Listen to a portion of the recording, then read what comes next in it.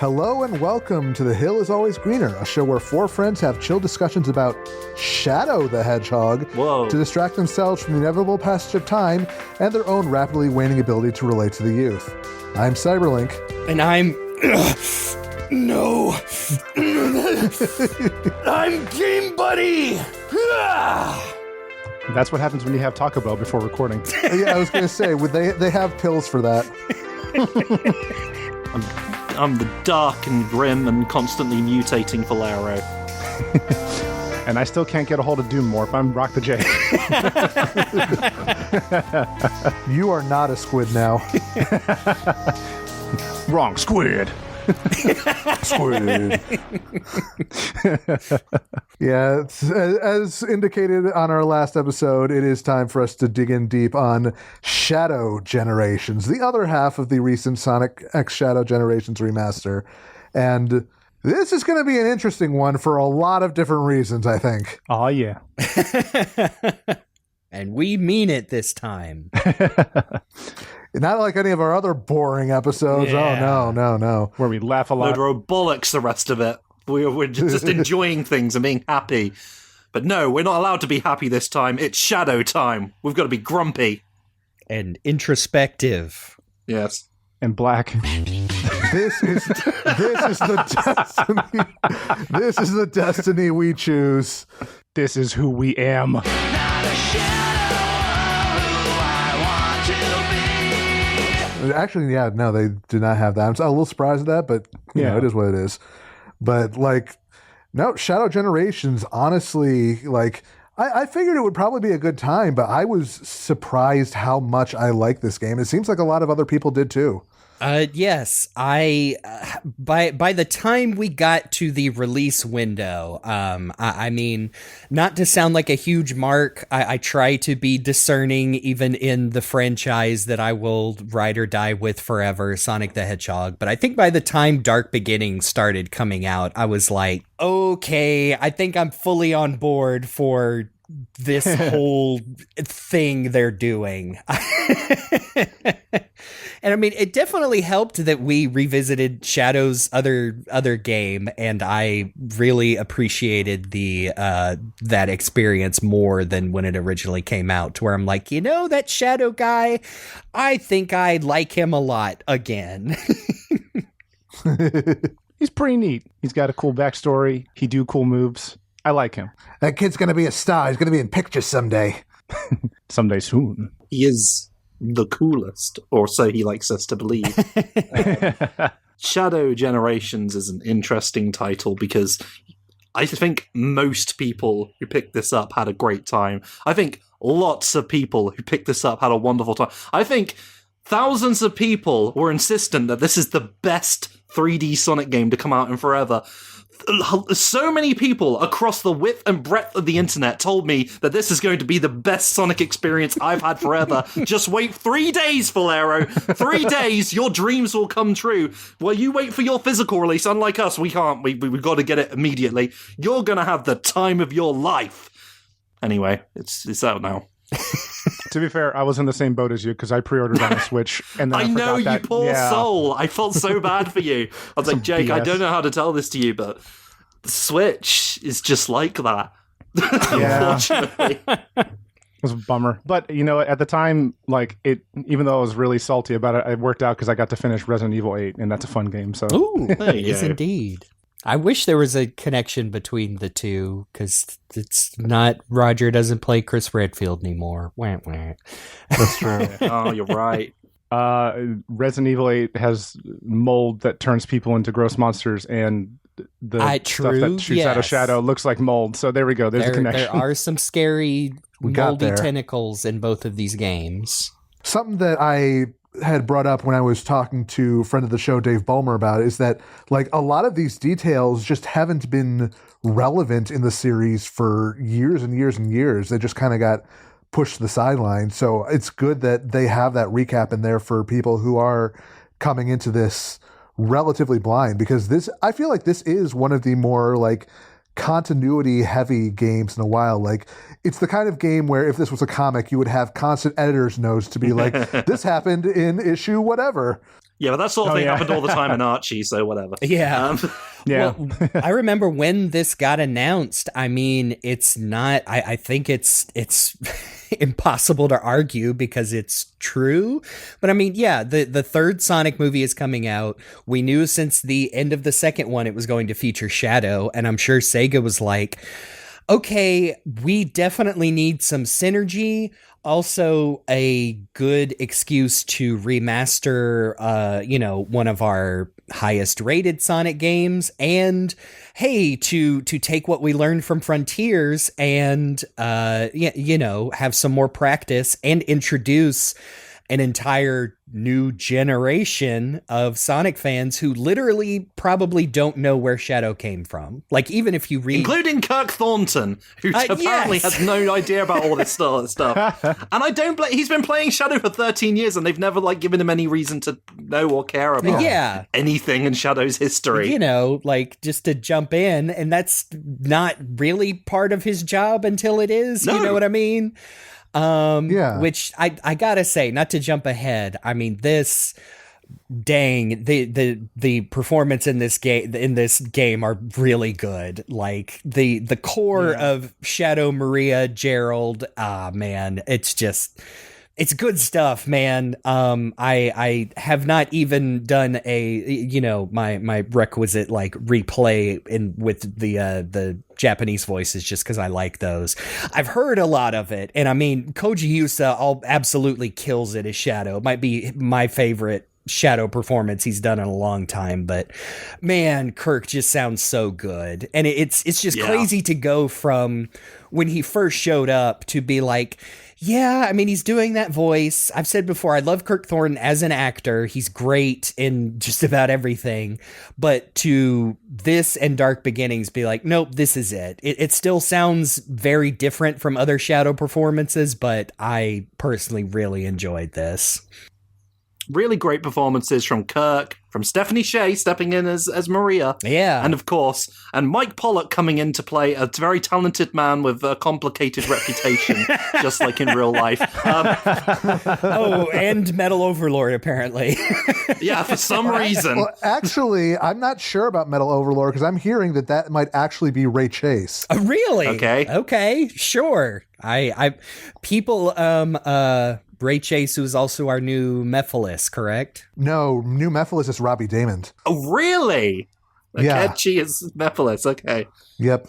And, I mean, the one I know for sure is Ben Diskin is our new Black Doom, which, I mean, he kills it as well. Yeah, fantastic performance there. Just get someone to do the Dr. Claw voice, but he does it good, so...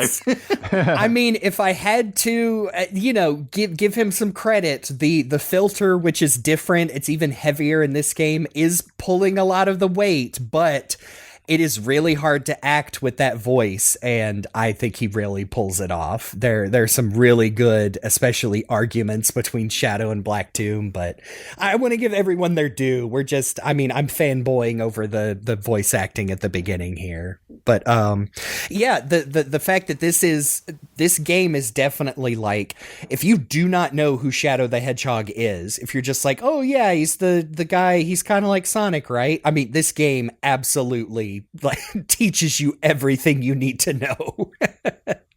Doesn't have a gun in it though, unfortunately, so you miss out on that part. There's the important Shadow experience. A few bits of art in the gallery that have the gun featured, but that's about it. In fact, there's one, I think it's concept art for Shadow the Hedgehog, and it's just a little pencil scribble, and he's got the gun. Look, it's so cute. Honestly, there's some really cool stuff in that unlockable concept art gallery that's it's every time we get to see more of this pre-release material from Sonic, it's like, oh yes, just give it to me, yes. Yeah, I don't know if I'd ever seen the Shadow concept art that has the Eggman Gerald face in the sky and Shadow holding the destroyed Metal Sonic's head. I definitely had never seen that before. Yeah, that one was new to me too. That one was definitely the one that stuck out the most. That's pretty bitchin'. I still haven't seen it, so I need to look at that. Yeah. I guess before we jump straight into the game, can we talk about the Dark Beginnings animated short? We do need to talk about Dark Beginnings because now, I personally could probably spend a whole episode on this, but I won't, other than wow, it's very good. I mean, we got a preview of it at that panel, and then the full thing dropped in 3 parts, and now you can watch the full thing plus a little bonus scene on YouTube. And I think if you have the PS5, PS4 version, there's even one more bonus scene at the very end, which is also on YouTube, just not officially. Yeah, it also includes the like in progress animatic for the whole thing, which is super neat. Yeah, that animatic, that is very neat. Also the fact that it is I think it's synced up with both English and Japanese, which is very cool. It's I remember saying when Sonic Origins had the Mania Plus shorts on there, I was so glad, just because YouTube is fine. There's always going to be some compression. So it was really nice to see this entire Dark Beginnings, little mini movie in like native 4K on this nice game package. 'Cause it is gorgeous. And like, granted, not every detail lines up precisely, but it's like they hit all the major beats, and it's just worth watching in general because it's just really, really, really good. Yes. Yeah. I think they made us think it was going to be like, oh, it's going to be a retelling of certain scenes from Shadow's past. And then we find out it's actually the beginnings of Black Doom starting to manipulate Shadow into his clutches again.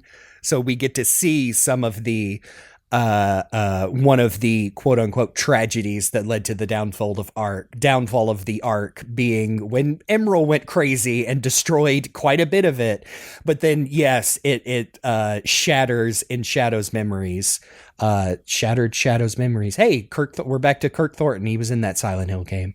To where he's witnessing like the death of Maria, the execution of Gerald, and then he wakes up and kills that poor dead tree even deader, and realizes something's going on. He's got to get to the Ark. Look, I'm not saying I marked out when it panned up and showed the moon still like mostly destroyed, but I'm not saying that. Oh, they remembered. Or what didn't Izuka say sometime in the past, that like, oh, anytime you see the whole moon, it's just rotated to where we're like, yeah, that works, man. It's fine. So yeah, all sure. of Sonic's Unleashed, it just happened to be in that position across the world. Yeah. It's fine. Don't worry about it too much. You really shouldn't with Sonic, but some people are paid to do that now. So yes.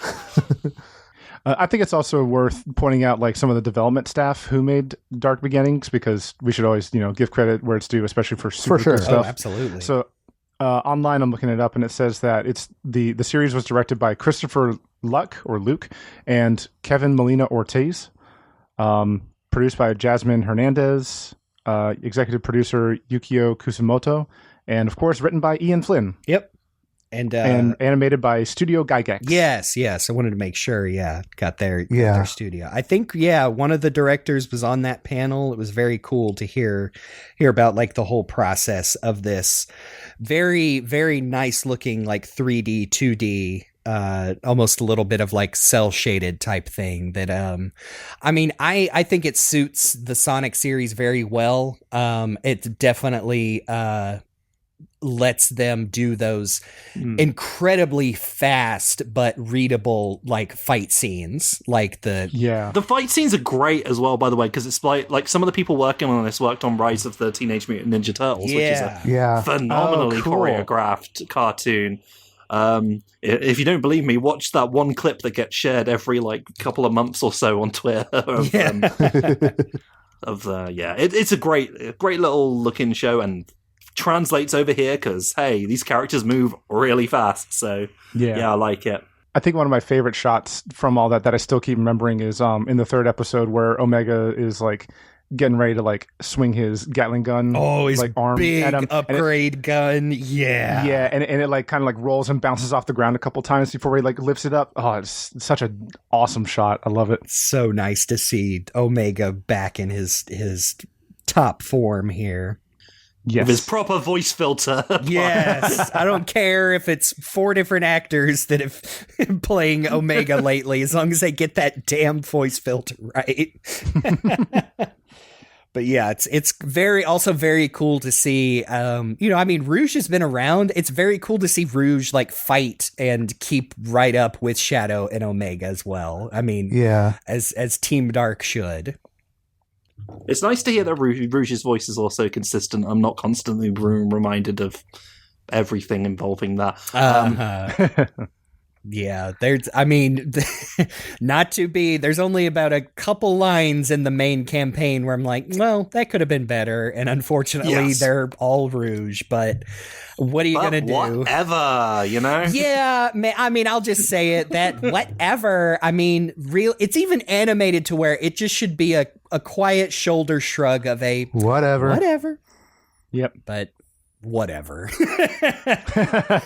What are you gonna do? But no, Dark Beginnings, and Dark Beginnings ends with Shadow stealing a space shuttle from Gunn, and the most heartbreaking, Aerosmith from Armageddon ballad sung by Casey Lee Williams, the lead singer of all the Ruby theme songs. Yeah, coming in as Commander Abraham Tower, who is now Officially canonized as that now. Yep. His name from the fanfics by Ian Flynn before it was even in the comics. Oh my gosh. He needed a name, and I'm sure Ian said, well, and they're like, yep, sounds good. As he talks to Rouge about, didn't have to go through all this trouble. We would have helped Shadow after all he's done.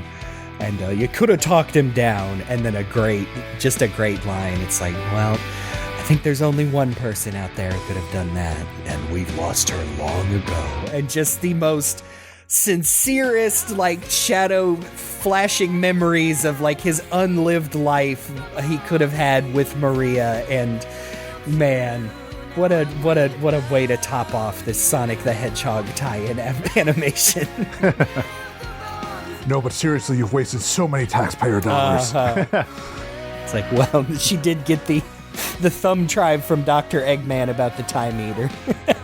It is funny that she is like being like, oh, well, I couldn't stop him. And she's the one who put him up to it, though, Oh, actually. exactly. The Rouge the Bat, ladies and gentlemen. Saying she would help Shadow break into the gun facility as long as you promise to come to Sonic's birthday. And I love in both languages, it's great, from Shadow.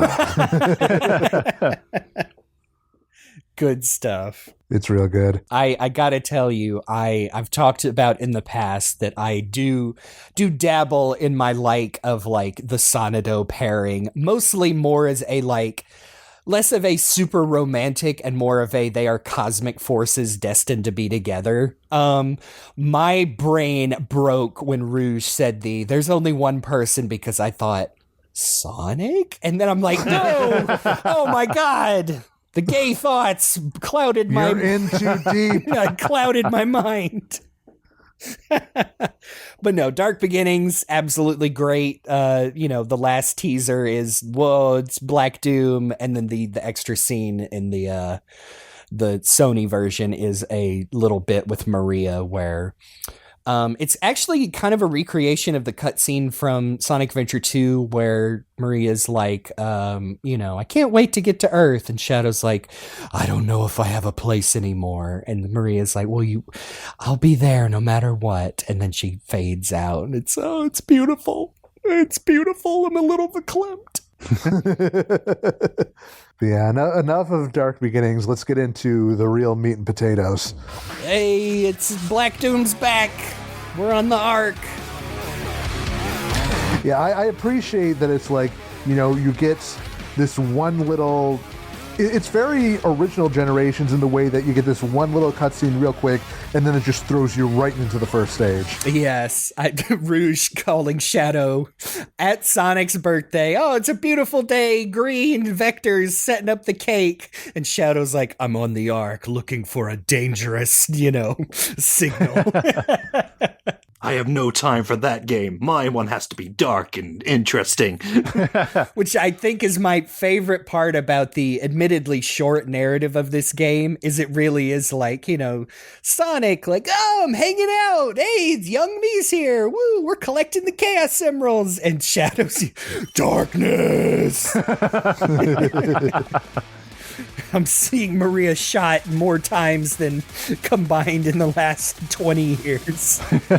It throws us right into Space Colony ARK Act 1, and y'all, this game is gorgeous. Yes. It really is. Because I love this first stage that it is obviously doing final... It's Final Chase, but it's Final Rush's music, but it also is lots of set pieces from the Shadow the Hedgehog's levels that feature the Space Colony ARK, which is just, it kind of prepares you for the mashups this game does. And by the time it does the first Black Doom level transition in-engine, in-game, I was like, damn, this game looks good. Like, yes. It looks great. It's really good to look at. Falero, I want you to jump in whenever appropriate, because I want your experience to be heard. I don't want you to feel like you have to hold back because I'm splooging all over this game. No, I understand. Listen, we're just lifting back the veil a bit, everyone. Apart from Jake here, all my friends played this when it first came out, and I was sitting here waiting, like, marinating over what this was going to be like, and I really hate to be the kind of person who gets, like, disgruntled over people having a good time when I'm not, but I do. But in all honesty, there was a lot of glazing going on in this one. A lot of people were saying, like, this is the best Sonic game I've played in years. Like, oh shit, I can't wait to play it. And then I did, and I really struggled with it. Now, please understand, it was after several days of lots of people, like, saying really great things about it, and me being like, well, it can't be that good then, can it? And then eventually being like, oh, right, fine, I'll play it. Okay, this is actually going to be good. I've been looking forward to it. Start Beginnings was great. But I did play it when I did not get a good night's sleep beforehand, and I do think that is part of the reason why the first time I played this, I had mixed feelings, shall we say. And and I did struggle with Space Colony ARK to begin with. I'd seen all the footage. I was like, this looks like it's going to be great. And then I played it, and I was like, oh shit, yeah, we're starting in space. There's bottomless pits everywhere, and I'm actually not that great at Boost Sonic most of the time, and I'm really rusty. So, it was a bit of a struggle for me. But I can understand when I played it just recently, I had an okay time. In fact, I had a pretty good time up to a point. And this does look really good. And it's really is a visual spectacle, and I think I'm getting the hang of it. And you've got chaos control, and you can stop things, and yeah, once you get used to it, it's pretty good. Then Black Doom comes up and says, "Ha-ha! Radical Highway, though." We're the Hill is Always Greener podcast, interrupting it with Radical Highway. Someone's made a statement about corporate America. Black Doom is diluting our joke. You kind of ruined it a little bit.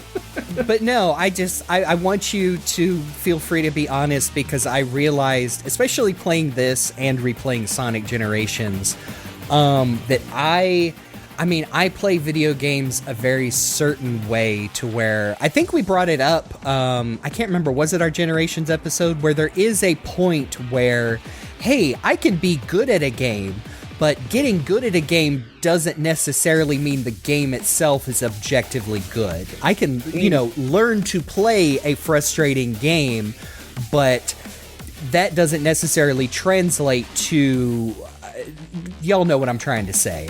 Oh no, Yeah. absolutely. That's all of us with Sonic Adventure as well. Yes, I think that's exactly And that's what you what know, we said. Boomba gets on it. It's like, I don't know what I'm doing. So Yeah. it's like, Yeah, same with going back to those games, especially Sonic Adventure 2, which I think is also more. It's one of those that gets a lot of praise from people our age for sure, but also every time I go back to it, I'm like, yes, but I can almost play this game with my eyes closed. That doesn't Right. that doesn't mean it doesn't have frustrating parts. So Yeah. going into Shadow, I will say it immediately reminded me of a lot of Sonic Frontiers, which it is built upon that game's framework, I believe. Which Yes. made, I know I mentioned, made switching back and forth between the Sonic part and the Shadow part a little difficult because they do play different.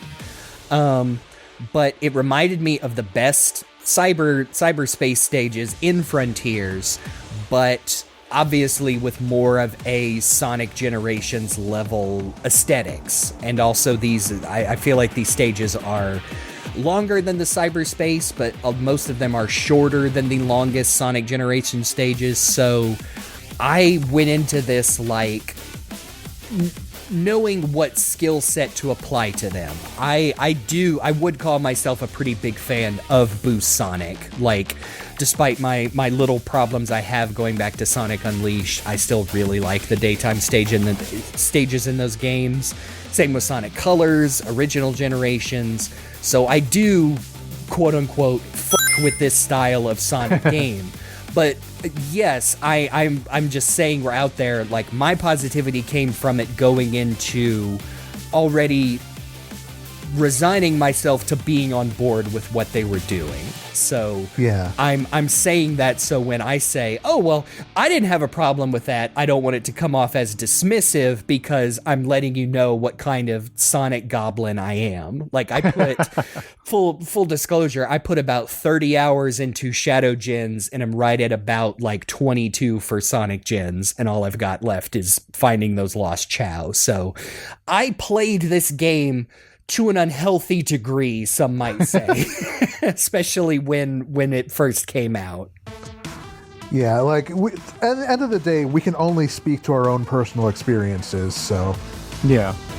I mean, like, I think one of the benefits of me not being able to play it the day of, like, when everybody else got it, was that, I remember in the chat, like, I think 2 days later, either Jeremy or Luke said that, like, the control style is fairly different between the two, so I took that as like playing Sonic Generations first and then Shadow Generations, and that worked out pretty well for me because I was able to like segment those two and be prepared for that. Mm-hmm. Yeah. And I think that in my experience, I like the control in Shadow Generations a lot more than original Generations because of the fact that, like, since it's built on the Frontiers gameplay, I feel like I'm a lot more in control of Shadow compared to Sonic, especially during the segments where you have to slow down and do like more precision platforming. Like, I will take being able to correct my jumps with a double jump over having to basically target my homing attack any day of the week. And it's like, I also think that, you know, just because of that extra layer of control, I would love it if, you know, down the line somebody would try modding original gens levels into Shadow just to see, like, okay, how much would this like make those levels more playable and a better experience overall. I think that would be really interesting to see. But the other thing that I really like is I think chaos control and its implementation thereof in this game is absolutely genius. And if Shadow gets another game down the line, this is like the one mechanic in there that, like, no notes, do this again every single time because it fits the gameplay perfectly. It's pretty good when you get to those parts where it's clearly set up for chaos control at the very least, and you've got like loads of things going at once, and you're like, well, need to slow things down. Yeah. I feel like you can also, sometimes I keep forgetting that you don't just do it when you're prompted. There are times when you could do it elsewhere, and sometimes it's really good. And then sometimes I'm like, oh wait, no, now none of the platforms are working. Oh dear, I'm dead. Yeah. So Yeah. you've got to work out the best times to actually use it. And I suppose Yeah, of course, you're manipulating space-time. Of course you've got to use that responsibly. But I mean, that's the spirit of Sonic to begin with, is, you know, the first time you play through the level, you're fumbling and trying to learn it, but then, you know, once you start playing it again, you've learned it and you find the best places to optimize your run to get, like, the fastest routes and the fastest time. So in that sense, I feel like the way you use Chaos Control is sort of an extension of that core Sonic gameplay loop. I think it is. If you're smart enough to do that, which I often wasn't, then yes. To be fair, like I feel you on that, Chris, because it was for a long time when I was playing it, I was pretty much only using Chaos Control when I was prompted to, and then like it's only been recently where I've been like, oh yeah, Chaos Control can help me like shave off a few seconds on a run here and there.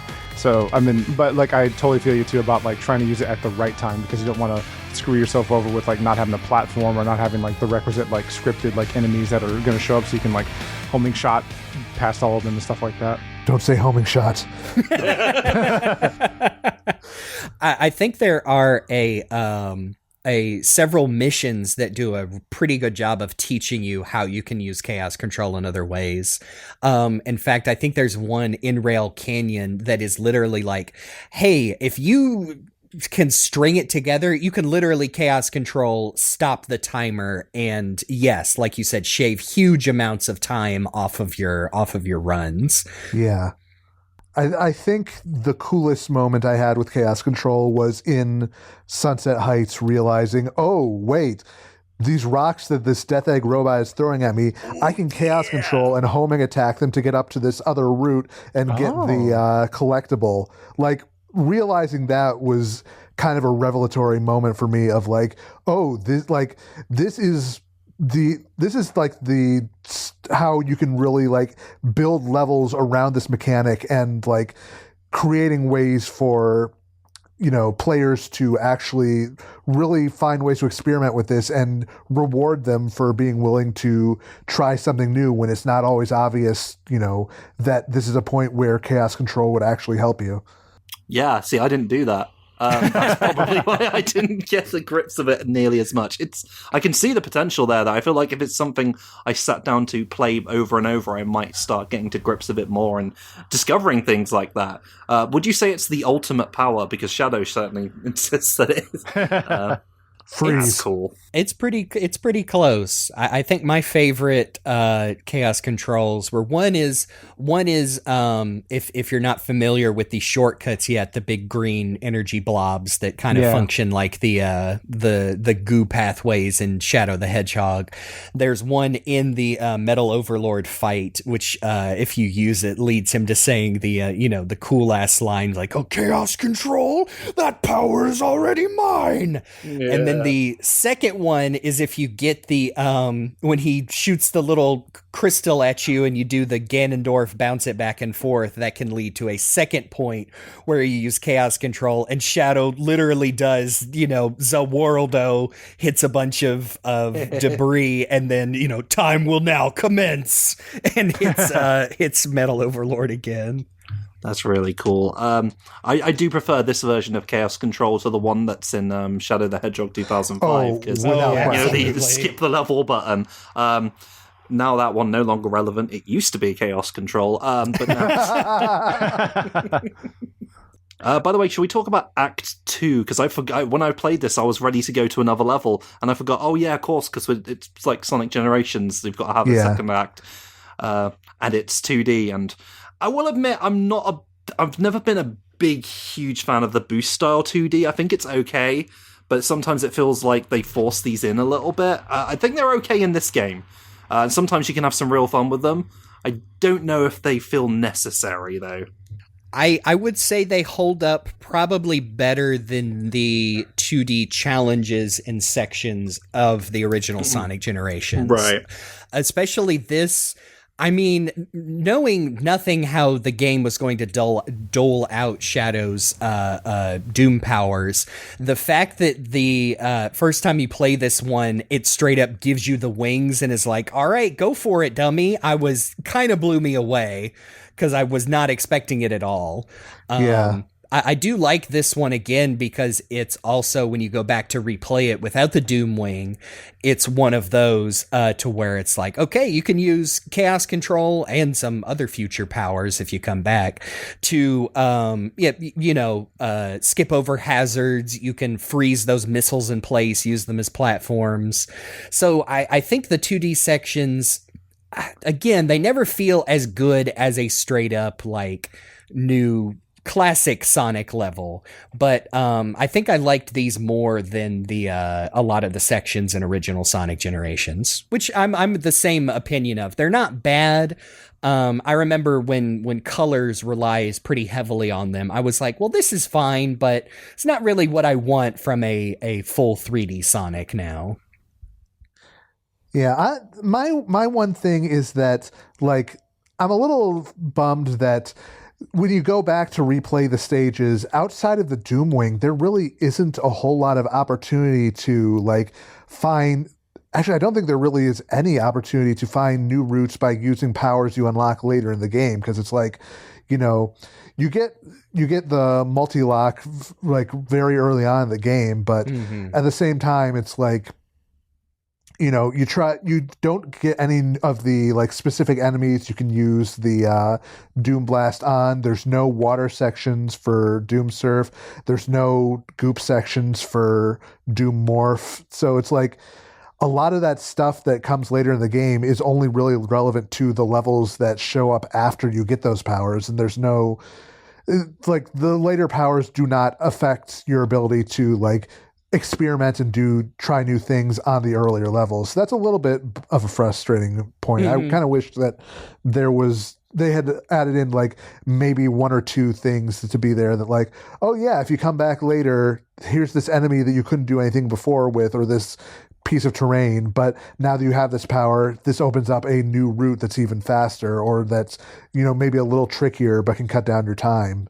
So I wish that they had done maybe a little bit more with that. They should have had, like, basically Knuckles routes, where you've got, where you bust through and get a whole different part of the level. That would have been cool. Something like that.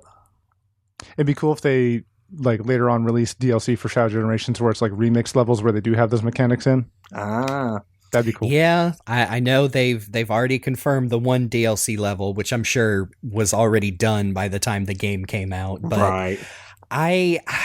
I mean, it is the eternally frustrating thing with Sonic Team is I don't know if they have enough people in-house to make more DLC for these games, and they're probably just going to be working on the follow-up to Frontier / another stopgap game right after this. So what are you going to do?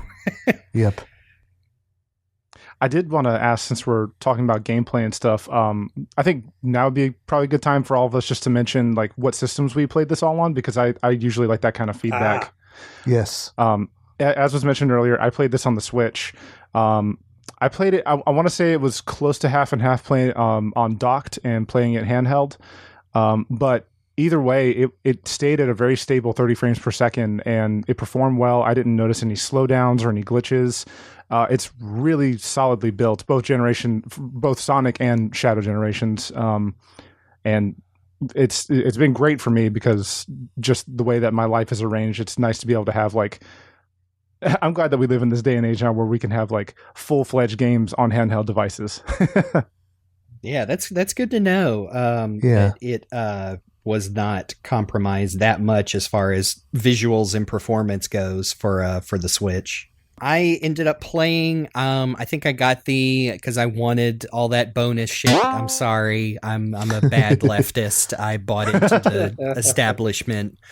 I got the digital version of the PS5 and got all those bonus skins and all that stuff, and looked really great. I do not have the top of the line TV, but yes, looked really, really good. Maybe even too good to where I'm kind of starting to get tired of the fur textures on the hedgehogs that are kind of iffy looking, the gloves and whatnot. No, looked very well. Again, I don't think I experienced any slowdown, any frame drops, just a very well optimized game. Yeah, I was the same because I also got the PS5, except for mine was the physical one without any of the fancy stuff because I wanted to save money, and look what that got me. But it's fine. I didn't get no fancy Terrio stuff. It's whatever. Yeah, no problems with it whatsoever. And, usually I don't tend to notice these things like flame drops and everything that everyone gets upset about. So that was not an issue for me. It plays perfectly fine on my PS5 as one of the only games I've got for it. Now, that's not true, but But it's funny to say that. It is a bit. It still is.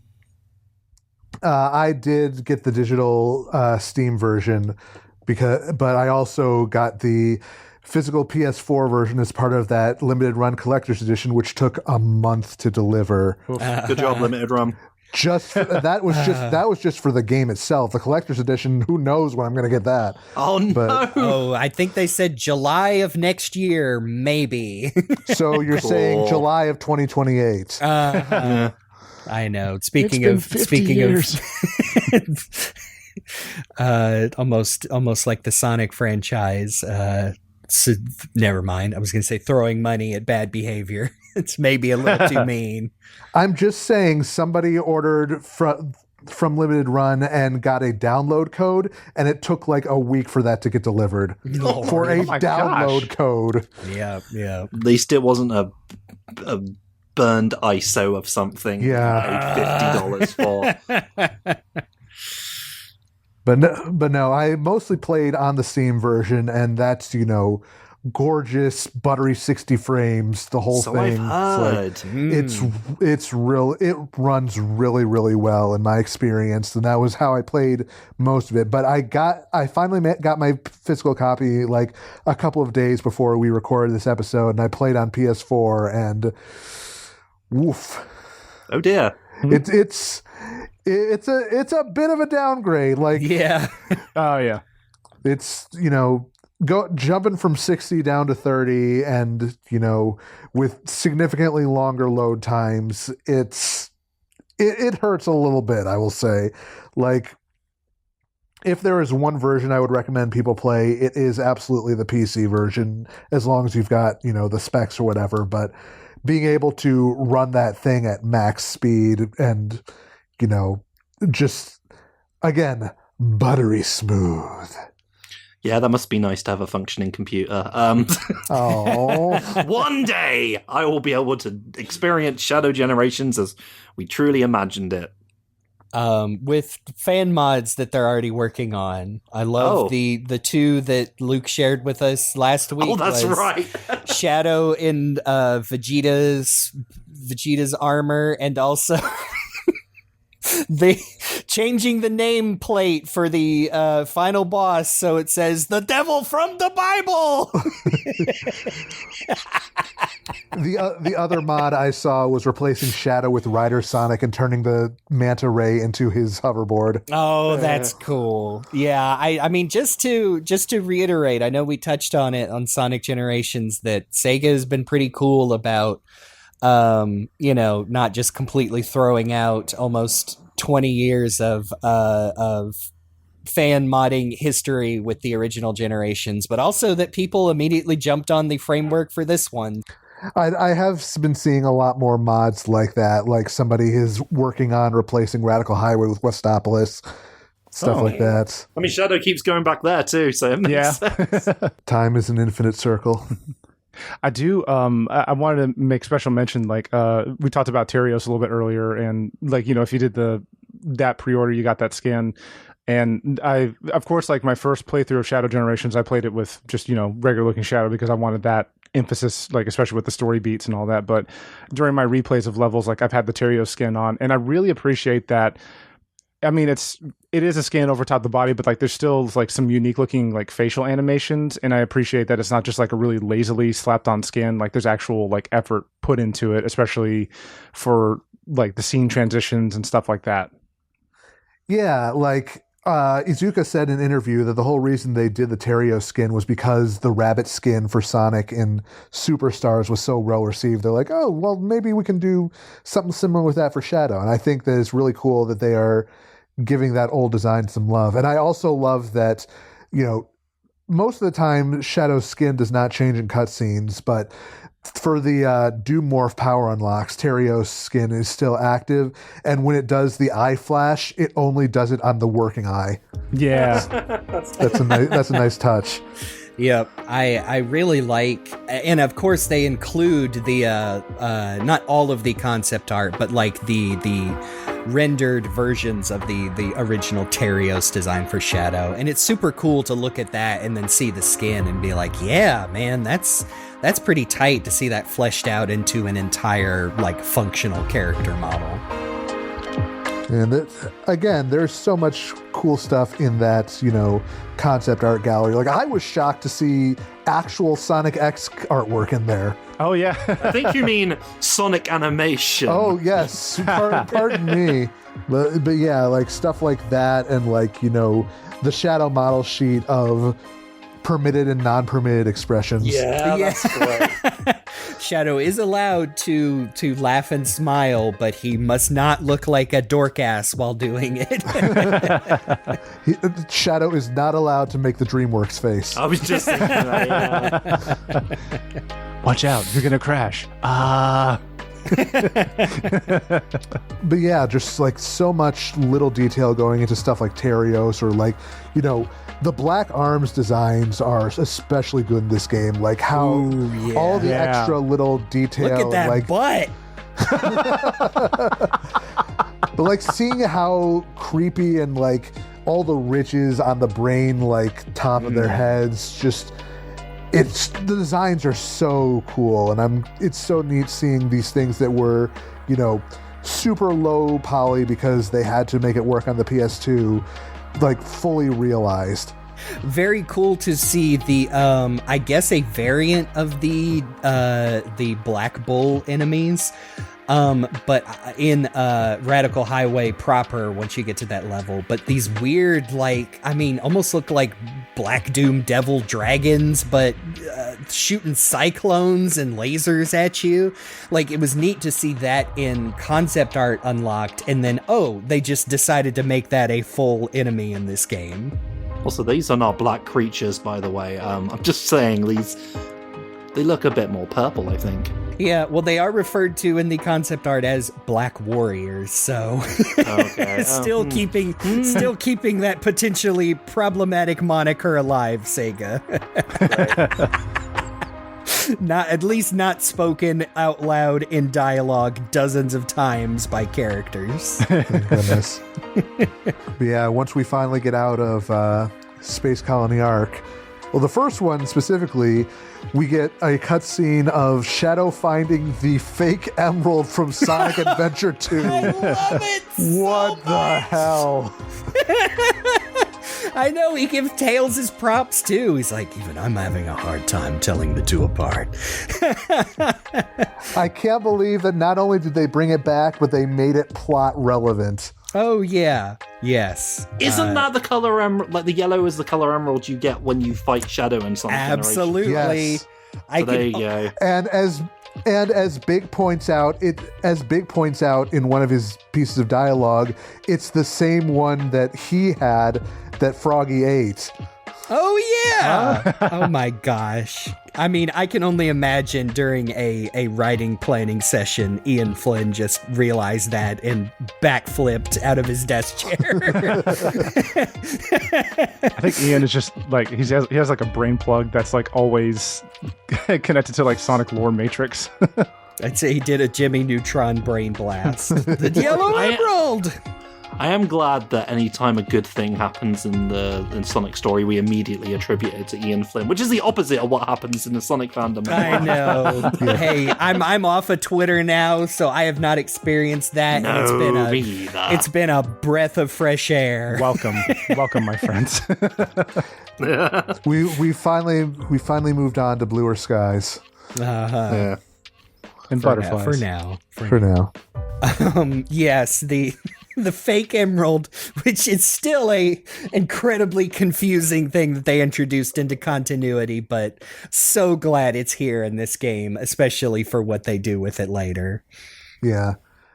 And that's also the point where, surprise, time eater, because this is happening at the same time as Generations. Yep. This game canonically takes place in 2011. And that's when we move on to White Space, which I think is probably a better designed hub world than any of the islands and frontiers. Yes, it really makes me excited. Again, Frontiers, really fun game. Had a lot of fun with it. Cannot wait for the follow-up to it. And I mean, including this. This is like, damn, they got it. They realized what worked the best in Frontiers. So, Yeah. ooh, fingers crossed. Yeah, I think I just appreciate that the white space hub world in this game felt like it was designed with a lot more intentionality than a lot of the stuff on the islands and frontiers, where it's like, I feel like everything was placed, with a specific purpose in mind. And the fact that it is like a much more condensed area than those islands as well means that, you're not spending as much time just traversing across empty landscape just to get from point A to point B. Mm-hmm. Yep. You are technically correct. These are very white landscapes, though, so they're even emptier when you get down to. Yeah. You bring back a little bit of color. No, you're right. I think... Oh, God, I'll get my words right eventually. I do like the idea of expanding it out into 3D, because, as we know, it was all 2D in Generations when you were going around white space, because everything was really two-dimensional. But at the same time, I don't know, like, when it opened up to me, I was like, oh god, I'm going to get so distracted here. I just want to get onto the next level.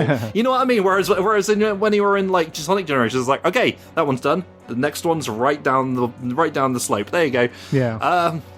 But, I get it's, like, basically giving you more stuff to do in the game, because this was not a cheap game, so I get it. And for me personally, it is much more condensed compared to the islands.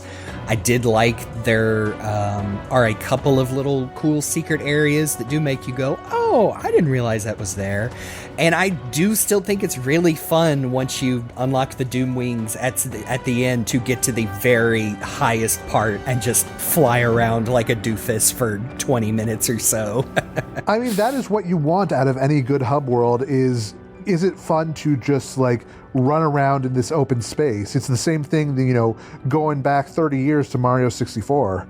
Yeah. Damn it, I was just thinking of Mario 64, because there's a whole bit where the platforms are coming in and out, and of course you fly at the end, so you can fly all around there.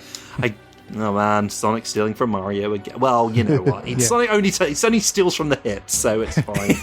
Well, since we're making the Mario comparisons, I like when the world opened up to me, and especially like when I was in like a more watery area of the overworld, I was like, oh, this is Bowser's Fury, but Sonic style. Yeah, I mean, everyone played that comparison. A little bit. Yeah, and even it's not as an ever-present threat as Big Scary Bowser, but you even do have like the big creepy eyes in the sky, like looking down on you, like, oh, do you ever? The Black Moon. Yeah. I think a biblically accurate alien. Isn't it? Omega first points it out once you get out of Space Colony ARK in the white space, and I can't remember. Doesn't Omega say something funny that he didn't even get? The characters in this version of White Space did not get sucked into a Time Eater portal. It was more of they are just part of the anomaly. Omega specifically says, I was hunting Dr. Eggman's latest super weapon when it unleashed a temporal anomaly. Okay, yeah, there we go. Yeah. I think they say that because it explains, spoilers, why Gerald and Maria are there.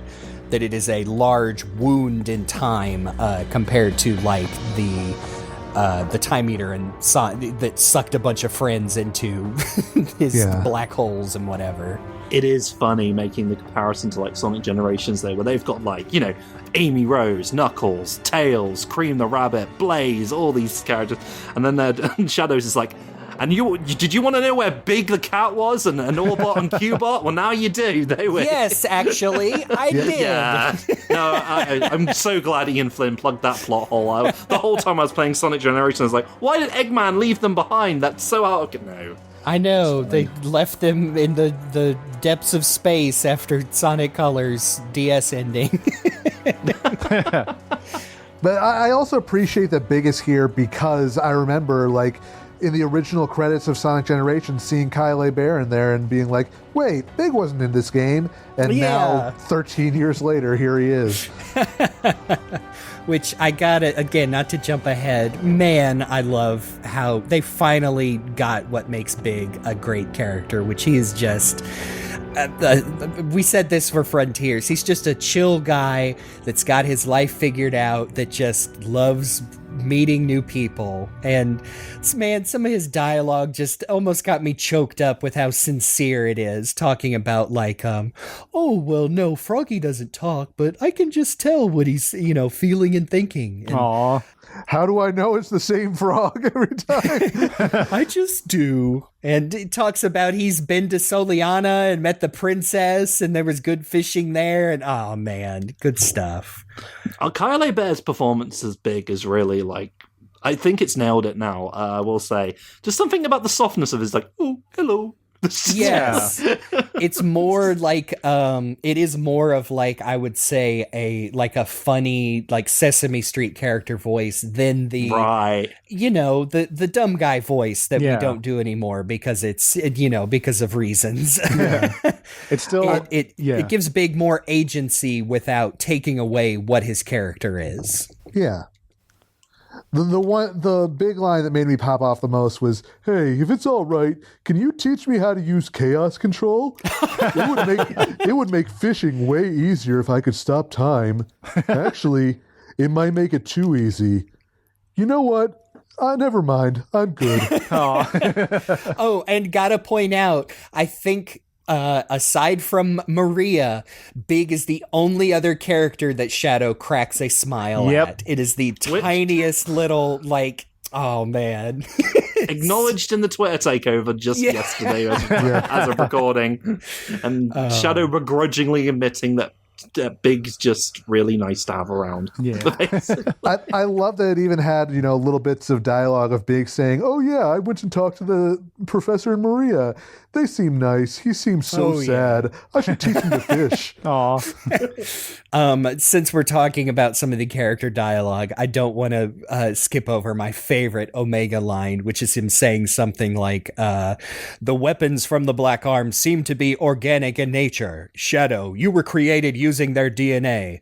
Therefore, you should be able to turn your arm into a gun." Yes, I love that line.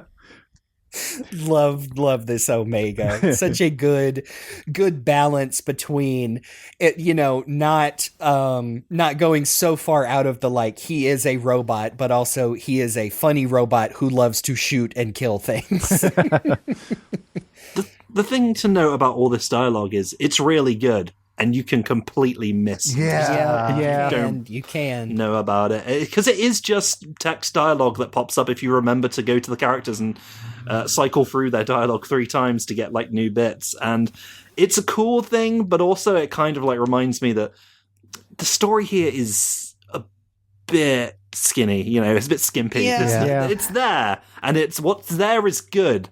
But at the end, we'll get to it. It's an unfortunate side effect of it being basically like a shorter game that has to work within the confines of the Generation story. So yeah, but like there is stuff there, like good character moments if you're willing and able to search them out. Like Omega talking about how Rouge theorized that the whole reason he was sealed up with Shadow in Sonic Heroes is because he was like, Eggman had intended for him to protect Shadow from Metal Sonic, which is something I hadn't thought about before. And like, yeah, that actually does really recontextualize it. And I think that's really an interesting read on it.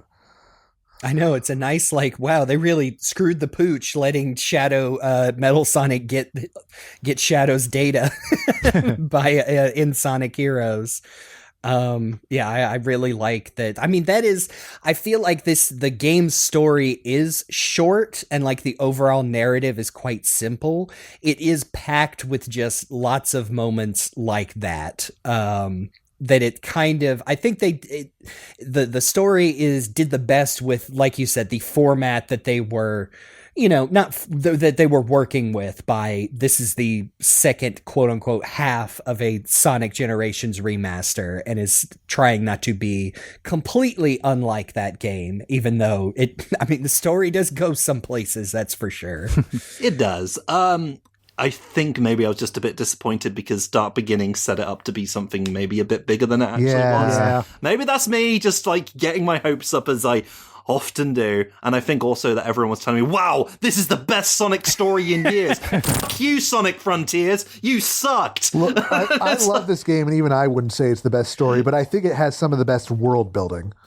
Yeah, it definitely goes out of its way to try and like plug up those plot holes and make things work while also being a side game to Sonic Generations re-release.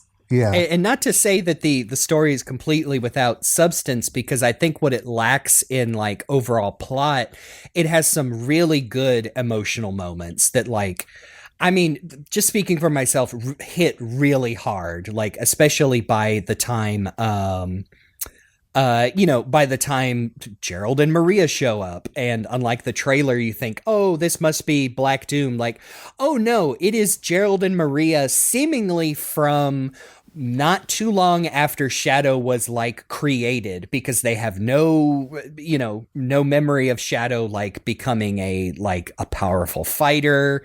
Obviously before any accidents came on the Ark, it's like, no, this is a whole spot in time that they have been plucked out of. And I just really enjoy that they go with how shocking that is to Shadow himself. His immediate first thing is, open mouth shock, and then like, they don't know. Maybe I can change their fate. It's yeah, of course he would think that. Yeah. It's not fair that I think even Rouge tells him this, but it's like he has put his past behind him and it is dragging him back, kicking and screaming. And I think that is the crux of this story. In Rouge's own words, cherish this time with them, but don't forget you've moved on. Ooh, yeah. You're not the Shadow that they know. Yeah, you're not the Shadow that you knew from 50 years ago. Just one other thing kind of on a related note is that I think that the character animation in this game is also just a lot stronger than it has been for a very long time as well. It actually exists. Like, sorry, not to keep picking on Sonic Team, but no, these cutscenes, especially the in-game ones, I'm like, wow, they're directed. There's camera angles. It looks really good.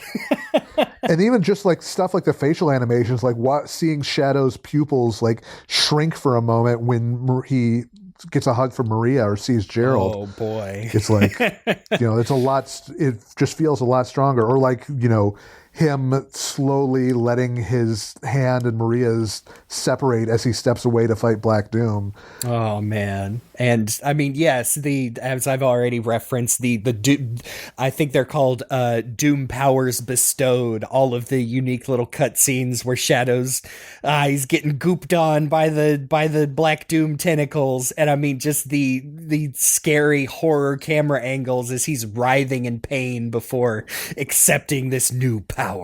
Yeah.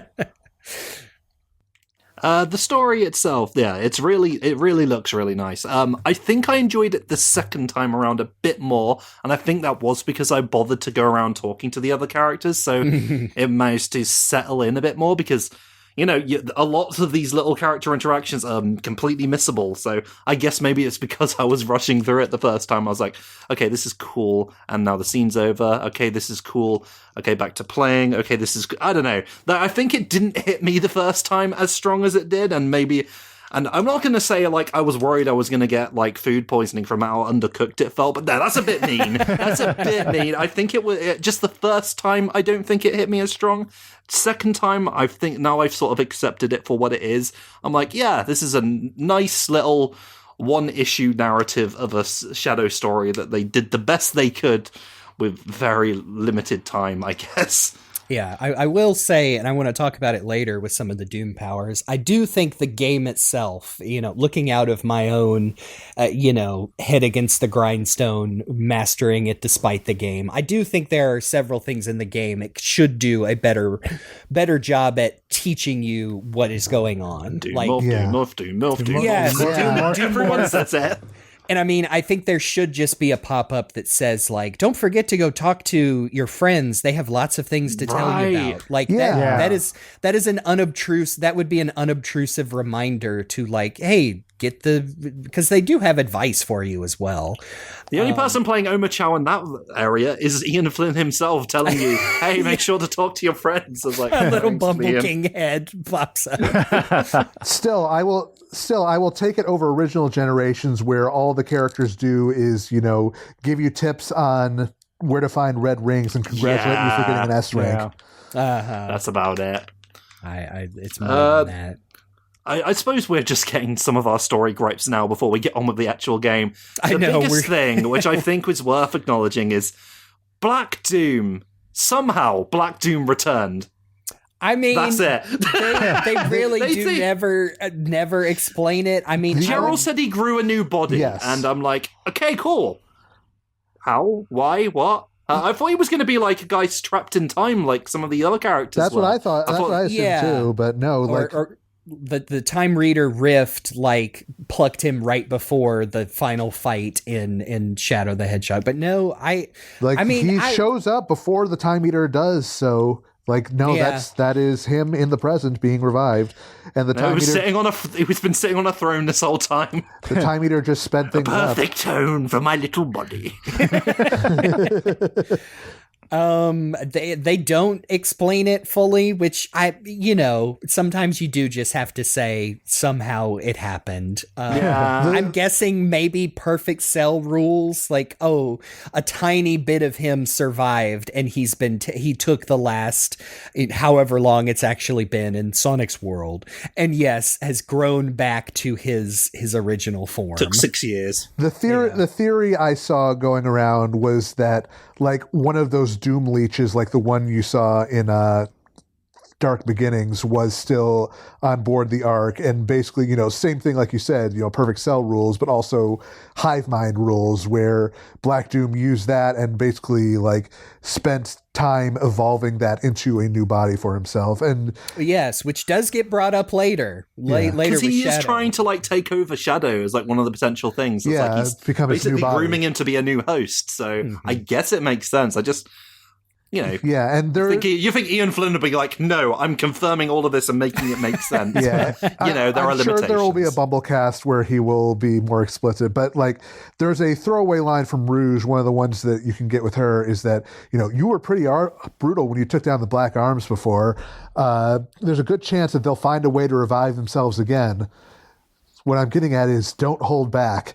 Tear them to pieces. So it's basically leaving the door open so that Black Doom can potentially get revived again down the line. Not to keep using Dragon Ball references, but like, do you think every single Black Arms was on the Black Comet when Shadow zapped it with the, they could pull something out. I mean, that's the whatchamacallit, the Eclipse arc from Sonic Universe. Right. Yeah. But I feel like that could have also been caught in like editing, where it was like there probably was something written, but they're like, we don't really have a place to fit it in, or we've already got a lot of spinning plates in the air as far as Black Doom goes. But yes, I would be interested to have a definitive answer if there's one. I think, okay, before we get back to the levels, I know Jake has a tidbit to share while we're on the subject of Big the Cat. Yes. So I do remember sharing this in like the Discord months ago with y'all, but my wife and I got to go to, I'm pretty sure I haven't mentioned this on the podcast, but it's worth repeating here anyway. My wife and I got to go to a convention a few months ago where, among other guests, Kyle Bear was there to host a panel, for a Q&A panel. And I got to ask him a question. I asked him, so I know that you play Big the Cat. in the Sonic franchise. Are there any other characters that you wish that you could play? And he basically said that when he first auditioned, he actually auditioned for the role of Shadow, which I think that is really cool. He ended up getting picked for Big, obviously, but it does make one wonder, like, what would Shadow sound with, like, Kyle Abert's voice? And I think that's so neat. I know he's done. I'm trying to think of the character. I'm blanking. I know he has done a voice before that I would think with some tweaking would be very appropriate. I mean, probably Eisen from Bleach is the starting point. I serve in no one's cause and pursue no one's goals but my own. Don't do anything rash. It's pointless. You won't be able to kill me. I think that might be what I'm thinking of. Kyle could do a pretty good Shadow as, Dreamcast era. The problem is they want Shadow to sound a certain way now. Yes. Like a 50-year-old. At least, certainly when they recast, they were like, well, we had another guy, but we're not using that cast anymore for whatever reason, so just try and do that voice, I guess. Yeah. I think it is interesting, too. I'm sure when they did audition this current cast, they had almost every actor's like, read for all of these male roles, and they went from there. Yeah. So yes, there probably is a thing out there where it's, Kyle's Teen Gohan would be a pretty cool Sonic as well, and Roger can do a deeper register, and there could have been a universe where it's Kyle is Sonic and Roger is Shadow, and etc. Or Kyle or Roger is Knuckles, yada yada yada. And it just, ended up the way we did. By the way, Rail Canyon. Yeah. Better than the Sonic Heroes version, I would say. Yeah. I do agree. But isn't it weird, like... Sonic Isn't it Generations. weird? Yes, it is. Isn't it weird? Sonic Generations comes out, and they're like, oh, this level, I really love this one. Oh, this level, I love this one. And this one, the second level, is Rail Canyon, everyone's favorite. Anxiety. I mean, it was kind of like one of the more memorable levels for me from Heroes, just because it was like the one of the two on that bonus disc. Oh, yeah, that's you're right. Technically, it was Bullet Station, but I digress. Speaking of which, it's also the only level in this game that has two completely different tracks for the music. Like, Act 1 is Rail Canyon, Act 2 is Bullet Station. True. That is interesting. Which I wish they had done that more. I know friend of the show, Jez MM, said very similar I was about things. to bring up, yes, that I really like what they did with the music. It really does come down to, I just wish there was more of it as far as remixes and stuff goes. I really like Rail Canyon, especially Act 1. I think this super shows what you were talking about having more control over your playable hedgehog, because there are a lot of hitting ramps. I think it's specifically when the little rhino guys destroy half of your rails. If you use chaos control, you can hop on one of the ones that launches you up. And there's a pretty big fall where I'm like, okay, I need to hit this rail. And not only can you homing attack on the edge of rails to hit them, but it's just super easy to guide your character down to where you're not just going to fall right through it, which is a pretty big problem in previous titles, including the Sonic half of this game, where if you fall off a rail, you're dead. There's no recovering. Like, there were points where, not in this stage, but in some of the other ones, where it's like, okay, this would be a thing where I see the lines of rings, this would be where I use quick step. But no, I actually felt more in control just moving Shadow manually, which I think speaks to like the added precision compared to Sonic in the Sonic half of the game. Yeah, I wanted to point out that another cool thing of that this is another half of Sonic Generations, but I can't remember who. I saw someone point out as like, yeah, with the level design, they realized nobody likes the sliding, press circle to slide under, thanks, Vector. Press circle to slide under things, or doing the hold L to drift things. Like, You can still slide, there's just nowhere you have to do it, Yeah. and I don't think you drift at all with Shadow. And it's like, yeah, those weren't bad, but nobody's favorite, so why do it? Yeah, I think there was only once or twice that I needed to slide for like a challenge stage or something. That's it. Yeah, just really solid. When you go back to Sonic Generations, you're like, oh yeah, those sections, I mean, they're not the worst, but they don't really add anything except feeling kind of good about remembering that they're there. This is just the second world in a row where everything's above a bottomless pit. And don't get me wrong, I get why, but also I don't like that. That's just where I'm. Don't get. Nah, it's fine. I just get unnecessarily stressed out about bottomless pit levels even. Oh no, there's bottomless pit episodes of our podcast. We've got to do a whole one about that now. No, but Full Rail Canyon, this plays pretty good. And then Black Doom shows up and... Fake Neolib Black Doom. Oh no. Man, that sketch writes itself. I do think I want to share a humorous part I had with the Black Doom sections, to where I didn't realize that you have to hit him at the end of those to get his little Shadow the Hedgehog emblem / are those like his gonads or whatever?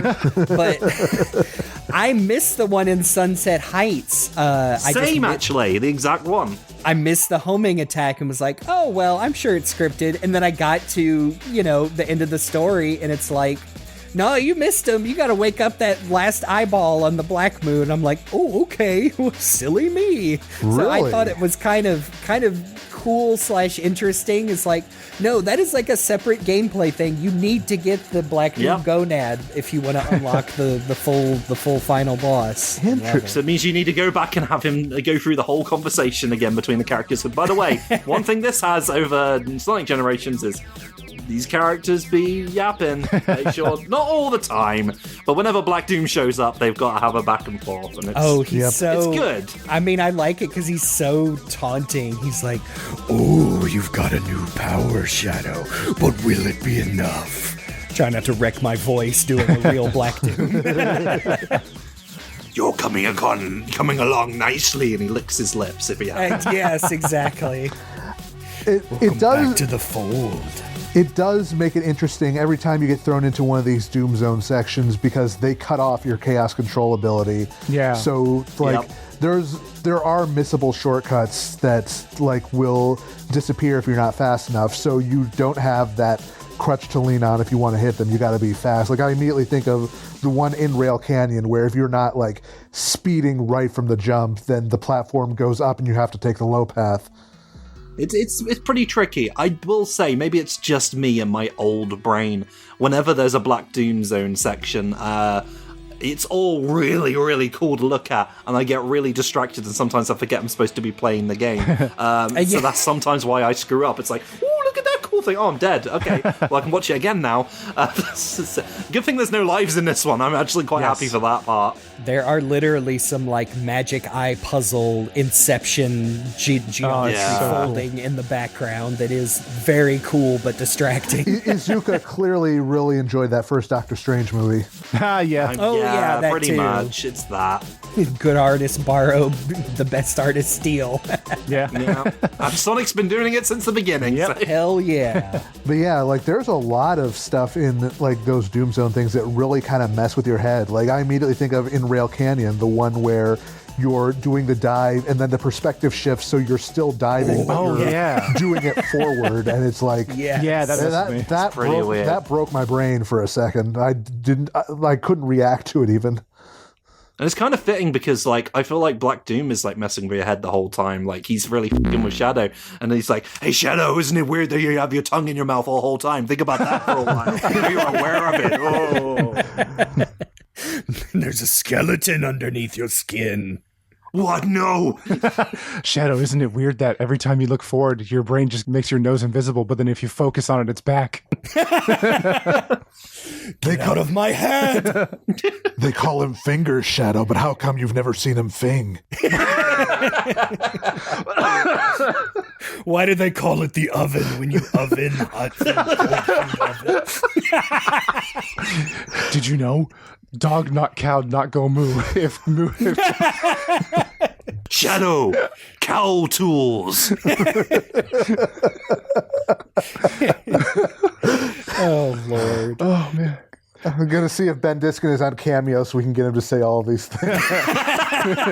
I love the little unofficial social media takeover he had where he was just posting his Black Doom for a couple of days. Oh man.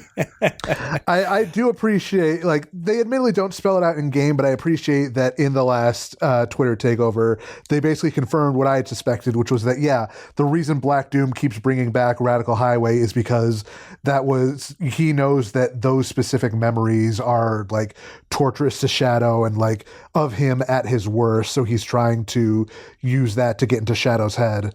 That is why he didn't work out where he hasn't worked out where he is, who he is, and right just yet. He's only just like woken up and had those Maria memories all distorted in his brain. Sworn revenge on the planet. Yeah, it was him at his most ruthless, ready to literally destroy the world. Mm-hmm.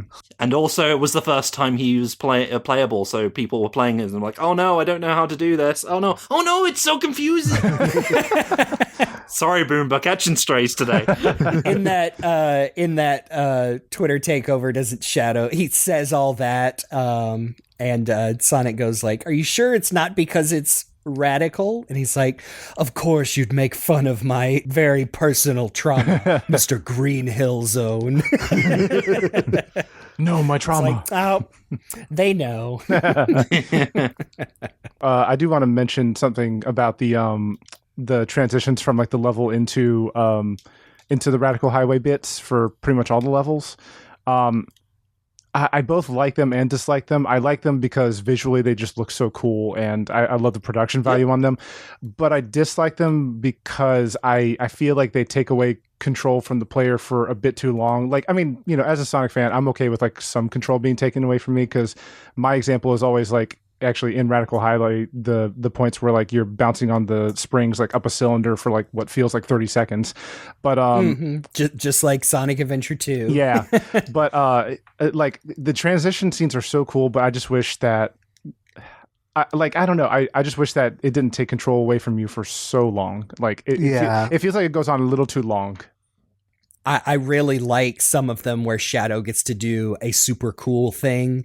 But once you see them a few times, you are like, I kind of wish I could skip this, because I think the timer is still ticking. Yeah. And I don't think I would want them to add more quick time events, but like you said, something that made them a little bit more interactive. Yeah, a little more engaging. Like, I like Shadow jumping and dodging the rails that are disappearing in the transition specifically for this one. But yeah, maybe shave off a few seconds of that. Yeah. Well, I mean, like even that, I wish that I could be the one jumping from those rails, because like the way they bend and everything looks so cool. I'm like, I want to do that. Like, it's cool to watch it, but I want to do that. Yeah, it would be preferable to taking control away from the player for 20 to 30 seconds. That's what it feels like. It is very much like in favor of spectacle over the actual gameplay, which makes it great to look at. And I feel like this does happen a fair bit in this game, but hey, technically this shit has been happening in Sonic since the beginning. Yes. There has always been, you will always get this part which is like, this is a great scene that I'm not really playing. Yeah. So, I'm glad that the Doom Zone transitions only happen in 3 of the 12 stages. Right, yeah, that would get really old fast, actually. Yes. I'm glad that they do it better in, I think it's all the boss fights where there are multiple. I think Biolizard, which is coming up next, is the only one where I think it's mostly linear. But in the other fights, there are multiple ways to hurt the boss and to like skip phases. And I think the one that brings up this, like, don't take control away from the player, is the Mephiles one, where you can either Doom Crush? What's the Morph? The Doom Blast. Yeah, you can Doom Blast him right away and kick him into the little purple jimmies. Or, I mean, you can tap it and just beat the shit out of him. And there are unique animations for both, and both will like progress the boss fight. And I think they could have figured something out like that. I mean, again, I'm not a game developer. I also realize, like, when it comes down to it, you have to make a decision of what are the majority of players going to be able to figure out that is not going to be immediately frustrating. So I get it, but I'm just saying, like, hey, y'all figured that out. Come on, next time around, let's get something a little bit better. Let's refine it even more. But before you get to the boss, you got to do... Well, you got to find the boss gate, which takes a while. It takes a bit of platforming. It's pretty intuitive, but it gives you a chance to test out your skills. But when you get there, they're like, haha, psych, you got to go get a bunch of keys. And granted, you did do that in Sonic Generations. But now you gotta beat 6 stages to get them. Does slow things down a little bit, in my opinion. I think it was a bit breezier my second time around, but I do think it's just lengthening the game a bit, I suppose. Like, it's a weird counterbalance thing where there's only 20 challenge stages compared to the, gosh, what is it, 90 in original Generations, but I'm pretty sure. But they're all mandatory as opposed to Generations where you only have to do 9.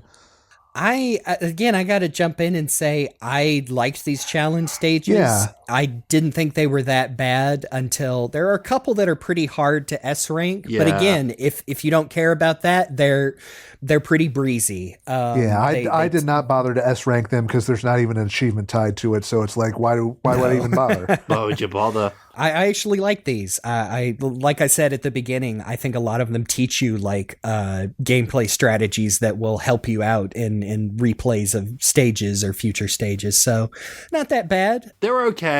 Just the fact that you have to do them, have to do all of them by the end of the game is, I think, drags it a little bit. Yeah. But, that's just me. Yeah. No, I don't disagree, but it is definitely we're trying to bump this up to at least, X amount of hours for this main campaign, which, hey, no game developer, but I get it. Yeah. Honestly, I appreciate that little bit of lengthening because otherwise if it was just mainlining the stages and the bosses, this would be shorter than the main campaign of Sonic Forces, and no one wants that. Yeah. Maybe not. But also, no, I'm not saying I wanted to get this game over with. Maybe I did. Maybe I was rushing through it when I played it, so maybe that's why I was so annoyed the first time. The second time around, I was like, it's fine. Mm-hmm. At least I feel like I'm in more control. I think I felt that the challenge stages were more engaging in this than they were in the original Generations. Yes. There are a few really fun, cute ones in Generations, but the majority are not bad. And there's only a couple where I'm like, okay, this one is not fun. Mostly the Planet Wisp ones, because that level is so hard on its own. And a fifth of them are just the doppelganger race where it's just a time attack. Play the level again, Goofy. Yeah. Without your skills. At least I will say for the Sonic Generations ones, it provides the perfect opportunity to change the music and do hey, I'm going to do City Escape, but with It Doesn't Matter, and be real cinematic with it as I'm racing this goofy ghost Sonic. Yeah. Speaking of the music, we kind of glossed over the whole collectibles thing in White Space. And I think that the key, the collection token system in the main levels and the challenge stages, I think is just about perfect. I think 3 is a good number. Mm-hmm. They're all all of them are for the most part placed, in areas that are either encourage you to try different routes or they're not super weirdly hidden away like some of the red rings, or especially the Chow in the remaster are.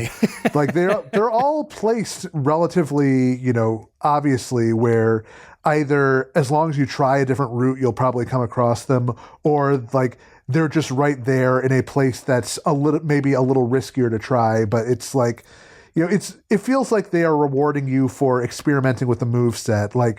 There's a challenge where you can, get more points for doing the Doom Blast effectively and finding different, like the most optimal routes for that. And they reward you for going for the less obvious route by having the, token placed there. So it's like, hey, you did the thing. Here, have the thing.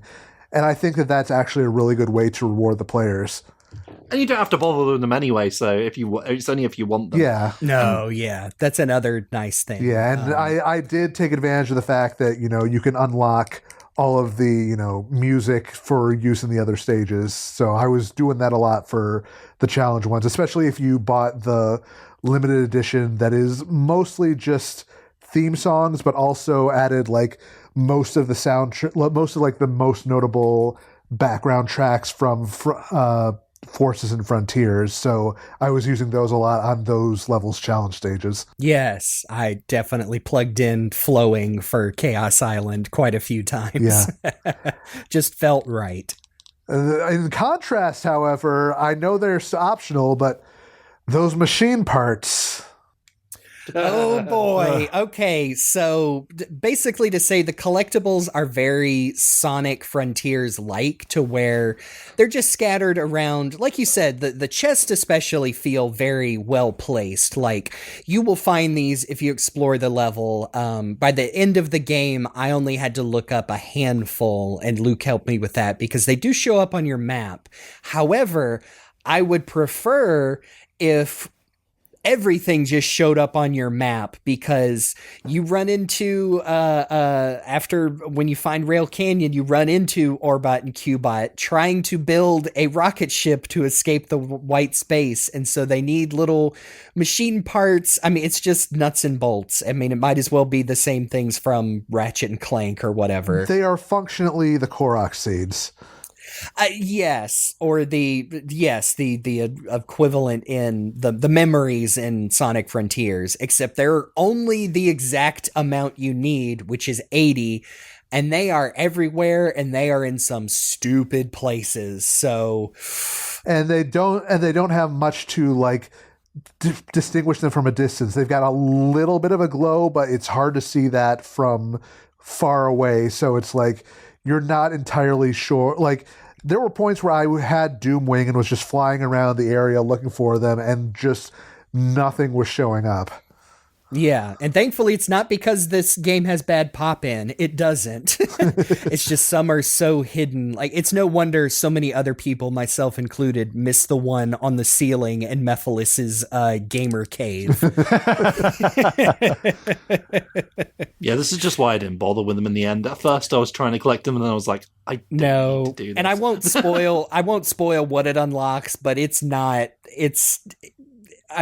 only if you're going for 100% completion. I mean, I won't spoil the ending of that quote-unquote storyline or whatever, but it's basically just 3 more pieces of concept art and then the Supporting Me remix from Sonic Forces. Which I was wondering, like, wait, where is that? That's one of my favorite tracks from Sonic Forces. Oh, there it is. Yeah. But hey, speaking of Supporting Me. Yeah, I just wish that there was an easier way to find those things in the overworld. Like, perhaps if there was some sort of a radar that would beep the closer you got to them to help you figure out. No, that's just silly. No, they should definitely patch in just putting them on the map to, like the 2D map from Frontiers, where you're like, well, I know there's one around here somewhere, so it doesn't take all of the hunting out of it, but still, it's... Even if it was just putting in like a little glow sound that got louder as you got closer to it, that alone would make a huge difference, I think. Even Tears of the Kingdom in Breath of the Wild had a mask you could wear that tells you that there's one of those little bastards nearby. I mean, I will still take Supporting Me remix over the reward for all the Korok seeds, so... Yeah, which is more of a metatextual thing than anyway. Yeah. Hey, yeah, you wasted your time on this shit. If you know, you know. Yeah. Hey, the Biolizard's back. And this time it's not Stolen Valor from Sonic in the 3DS version of... This does bring up an interesting thing that I saw somebody pose, is that every boss in this game is either, has a part of Shadow in them, or Shadow has a part of them in him. They are a version of Shadow almost when you come down to it. and Biolizard is Terios, but in the real world, his brother. In the game canon, I guess he was the prototype. Oh, I love that there is also a cutscene where Gerald they just show up, straight up show Gerald working on a normal sized lizard that just goes crazy before evolving into this poor thing. I love that they explicitly confirm that, I decided to start experimenting on salamanders because of their regenerative properties. Yeah. So, that's cool and that's finally canonized. I also like the contrast between the English and the Japanese lines when Biolizard drops in and the fight starts. I think in English, Shadow says something like, you poor. You tortured soul, I will end your suffering. And I think in Japanese, I think it's a reference to a Sonic Adventure 2 line where he says, the disgusting prototype, I'll finish you. Oh. It's very, very cool. But Disgusting red creature. lizard creature. On that note, the biggest thing I think that this game will contribute to the Sonic fandom in the long run is ridiculously high quality HD models of all the characters that we were still waiting on them for. Like Biolizard, holy crap. I did not know that thing was supposed to have teeth. Oh yeah, it's got as a former owner of a pet lizard, their mouths be crazy looking like that.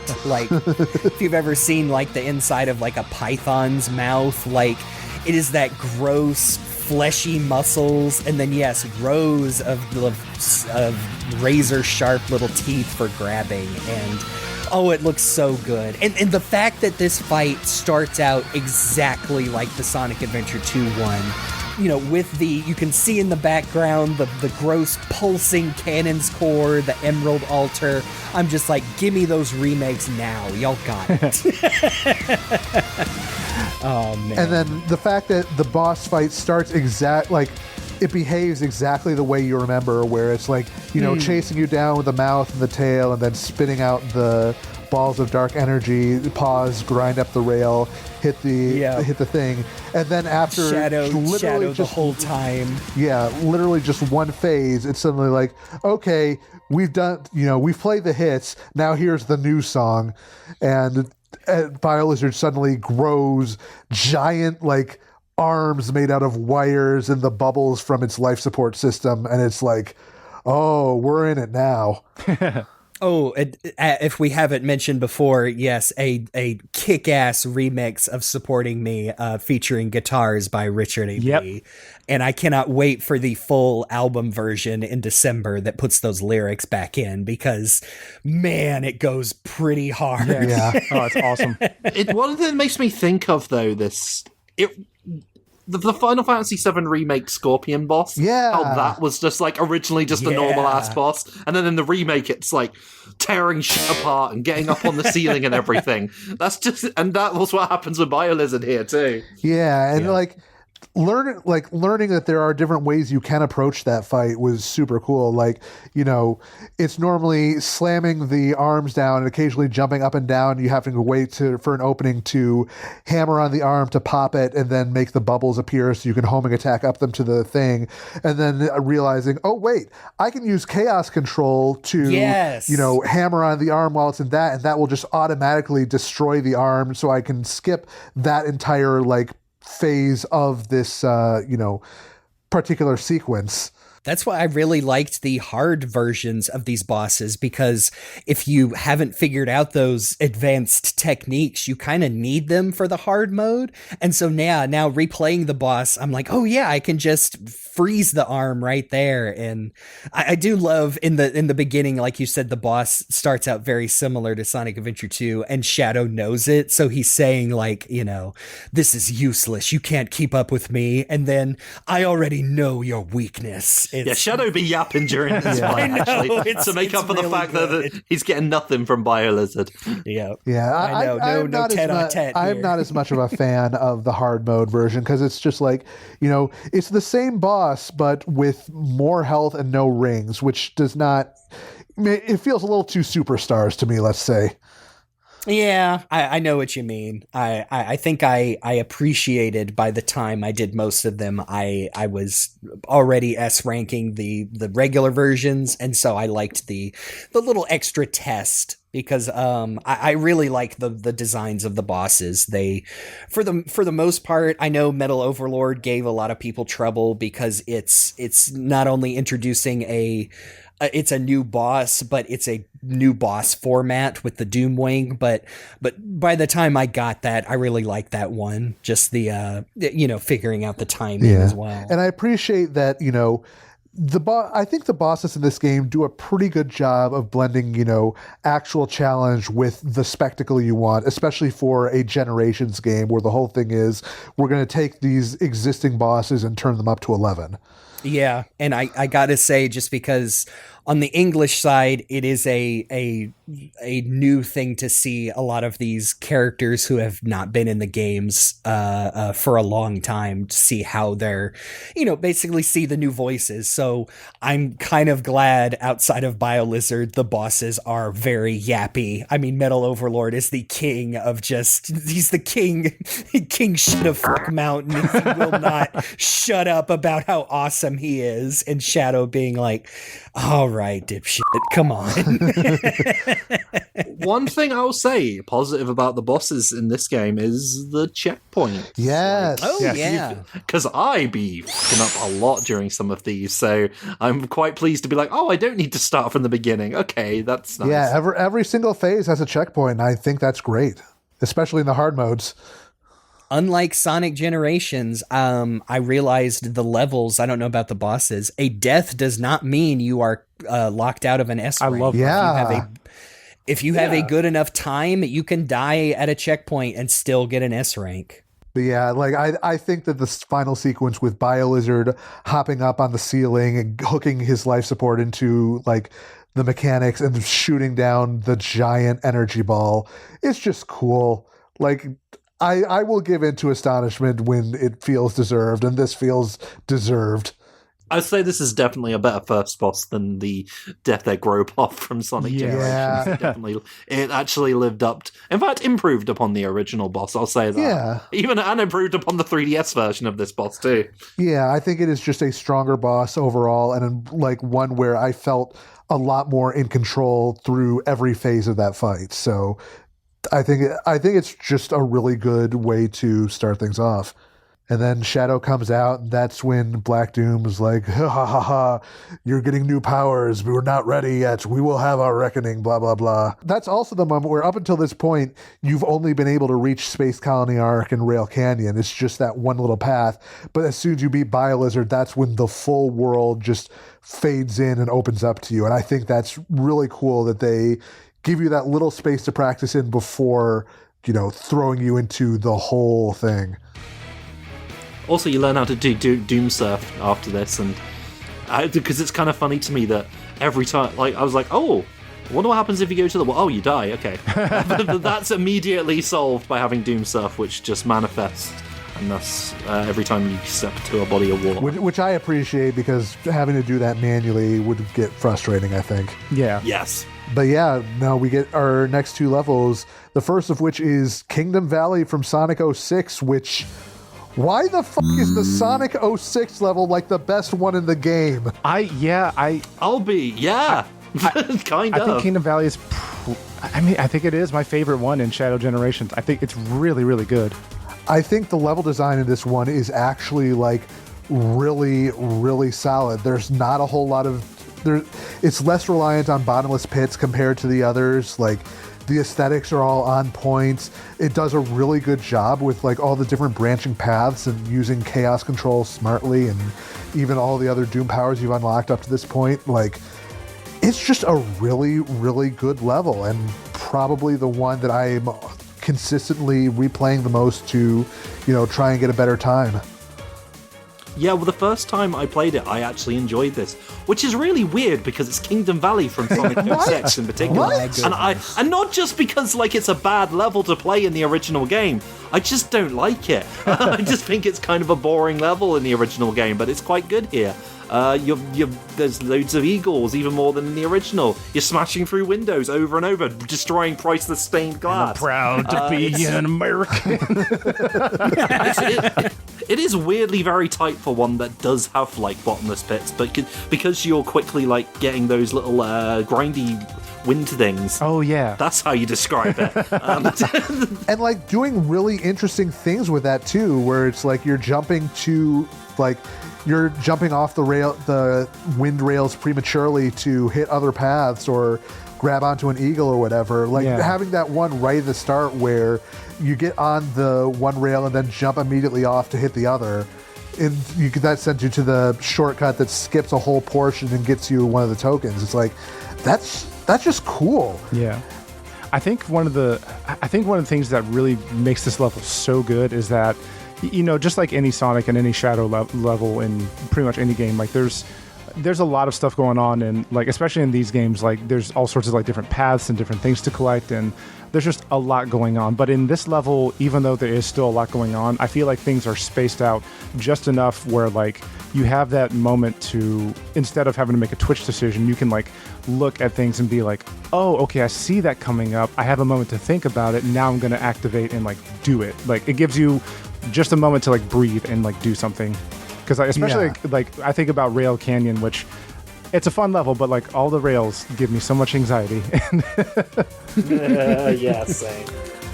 Yeah, and I think they just do a really good job of using that level's like big set pieces and hallmarks in really smart ways. Like I think it's in the second act where there's a point where I used Doom Blast to kick an enemy up and then hit it into one of the little wind rail activators and jump up onto that. And that's just cool. Like it's rewarding you for learning how to use the powers effectively. And I think that is something that is good in, you know, any game like this, where it's encouraging you to try something different.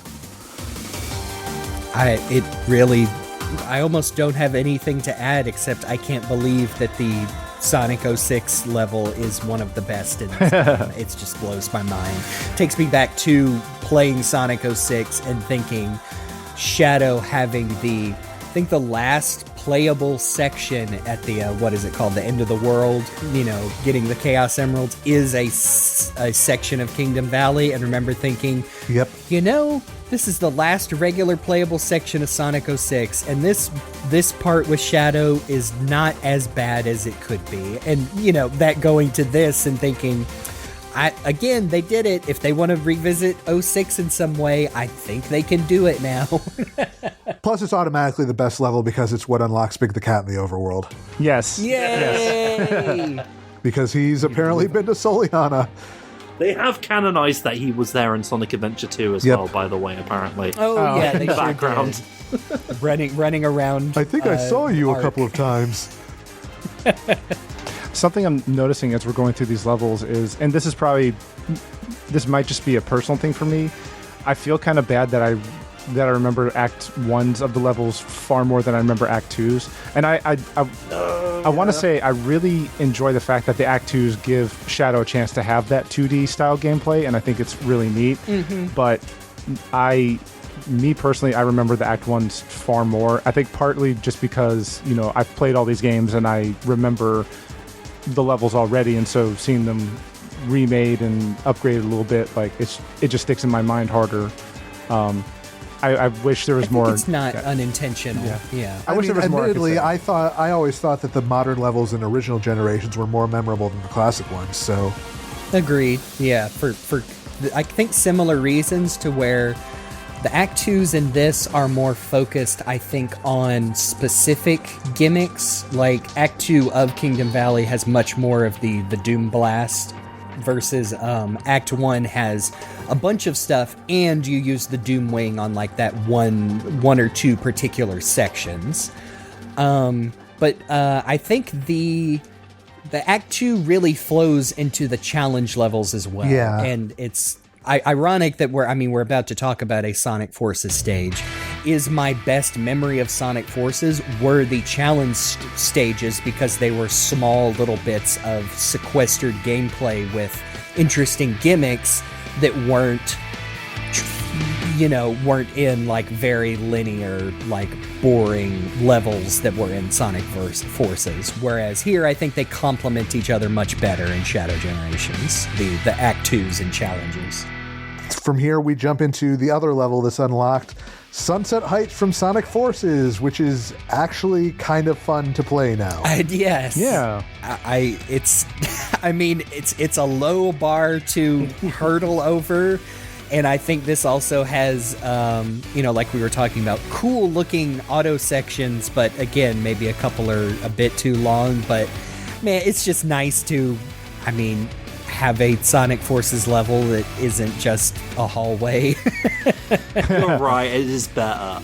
It is funny that, like, for a while now it's been like, oh, this stage I don't like, oh, this stage I don't like, oh, this stage I don't like. But they're actually, they've been okay up to this point, and this one feels alright. And it's kind of funny because we do remember, like, one of the best parts of Sonic Forces originally was playing as Shadow in the DLC, so... Mm-hmm. And I think this one, I won't argue that this is like the best level, because I don't think it is. I think the spectacle, it also calls back to the potential of the spectacle of Sonic Forces. Right. And I think captures that. But also, I really think these are my favorite challenges in the game. Now, I don't know if it's just because it uses the parts of Sunset Heights very well. I really liked, I think it was the One Ring Challenge. I thought that one was really fun because you get to see how tight the platforming is. And that was my favorite part of this. Again, maybe it's because it reminded me of the parts of Sonic Forces I liked, which were the challenges and the shadow levels. Yeah. Like I said, it does have that automated section, which looks really cool with the Death Egg robots, where Shadow lights in front of, but you're doing nothing. Shadow's doing it all for you. It's very cool. And speaking of very cool, Black Doom's back! Yeah! It looks great. Fuck, I don't know how to put... Both times I did struggle with the Black Doom section here, and I think it gets quite ambitious with what it wants you to do, and maybe I'm just not quite modern Boost Sonic brained enough for it. As I say, it's a little weird either way, because it's like, this was the one instance where I had to take my finger off the boost button, because when you're in that last tube section and you've got to do the corkscrew around, if you're boosting, it goes faster. It goes faster than the terrain is designed for, and you will just go right into the damaged portion. So if you want to follow the loop around, then you have to do it like at normal speed. Yeah, I would agree that this is probably the weakest Doom's Eye section, and you know what it is? It's because you didn't have boost mode in Sonic Adventure 2. He's trying to take you back to that time. So it's like, no, you go back to what you originally knew, Shadow. Back when it was good. Back when the games were good, because I played them when I was a kid. Oh, you tried boost mode on this corkscrew section? Well, tough. You're not supposed to use it. Cue your meta-era bullshit. I hated that part of Sonic. Oh no, toxic Sonic fan Black Doom. Justice for Sonic Shuffle. It's not that bad. Hudson Soft should get a shot at a remake. I don't care if they don't exist anymore. Mario Party, more like Mario Farty. I hate Mario. They were around when my parents weren't divorced, so that means the game was good. Yeah. When are they going to bring back Monkey Khan in the games? Oh man, sorry. I did actually. He would. Just recently, I just DM'd Prismaya with a picture of Sally kissing Monkey Khan, but like, happy Sally Acorn kisses a monkey day. She's like, what the fuck? I know, in the objectively worst art style to ever grace, aside from Mini Hands, which doesn't count. Okay, what were we talking about? Sunset Heights. Oh, okay. Hey, it's pretty fine. Yeah. Metal Overlord though. This guy. This guy. This friggin' guy. This friggin' guy. I mean, I think it's cool that it's a boss that you can't use chaos control to stop. Oh, yes, the aforementioned, I've got that power. Yeah, very funny. We were talking about, I know it was someone on Twitter took the footage from the trailer and kind of tried to remove the voice filter, and for a long time, people sure thought, I think it was Mike Pollock was Metal Overlord in English, but now we're not sure. Apparently, people are saying it was Ray Chase. Which is weird because it's Junichi Kanemaru in Japanese, which is traditionally, the person who plays Sonic plays Metal Overlord style Sonic. But I mean, it's not like it doesn't work. The voice fits. Again, very filtery, and talking about what a big dick he has. He just can't back it up. Once again, you do not need to go super to fight this guy. Just it's the perfect chaos thing all over again. But yeah, like you were talking about before, this was one of those bosses where it's there's a lot of different ways to get in and damage this guy. Either, hitting the rubble in the water, or, hitting the specific ramps to boost up and get in, boost at him and get a few good hits in, or hitting the glowy chaos control orb to, get in close and knock him out with one kick. Which I missed all of those my first run through beat. Oh yeah, me too, for sure. But I think it's cool that there are so many ways to get hits in and potentially, skip an entire section of the fight. Yep, I really like that too, and I like that if you don't want to skip it, you eventually figure out exactly what to do, so you can see the rest. Because I don't know, I just ended up really liking this one. It took probably the longest boss to get the hang of, aside from when I was trying to no-hit the final boss. But I really came around on it, and I like how it does require you to get the hang of Doomwing as well, with timing out those hitting that rubble and whatnot, the missiles. By my count, that is the third time that I've accidentally referred to Doom Surf as Doomwing. And sorry, folks. Can't remember if it happens again, but just wanted to save you an angry comment. My bad. I really sucked at this, so I think it sucks. No, that's not. That's generally how I am sometimes. I couldn't quite get to grips with this one, but it does look and sound very cool, and it's interesting to have a Doom Surf battle. So and I mean, I really, the first time I played it, I didn't enjoy it because I personally did not slow down to realize what it was trying to ask me to do, and I was trying to treat it I think like a Generations boss, to where it's a little bit, there's just not that much to them. And these are just, I would say again, I like these boss battles much more than some of those. I mean, I will say this, I will take this any day over Egg Dragoon in original Generations. Yeah. Yep. And I'm a known Egg Dragoon not hater. And even then, I'm like, no, yes, this is the proper way to do phases. Make them, if I'm that good at it, let me skip them. That is, I think we have firmly, as a show, come down on Sonic bosses should be not completely skippable or whatever, but they should be a reward for getting through the levels, and basically not what Sonic 4 and Sonic Superstars did. You just should be able to beat the shit out of them as quickly as possible if you're good enough to do it. Yeah, considering the last new game we played was Superstars, having a boss where you are instead able to just constantly land hits on this guy nonstop is a welcome change of pace. It feels nice, and I know some of it is probably Skinner box, but the boss health ticking down just a little bit every time, just really oh yeah, I'm doing something. It's good feedback. Plus, again, turning up the spectacle to 11 with like the big the big water tornado and whirlpool, throwing the piece of the ship at you, blowing it up, and then Zawardoing it all the level back. I mean, it really is. He does the hand gesture and everything. launching off the last ship he throws at you and taking him out with a friggin' rider kick. Yes. And again, like Kirk Shadow really bringing it with these battle cries. It is some anime. It is the anime shit that they didn't put in Frontiers on purpose, but fits really well here. Your power ups, your blazing kicks. I really enjoy it.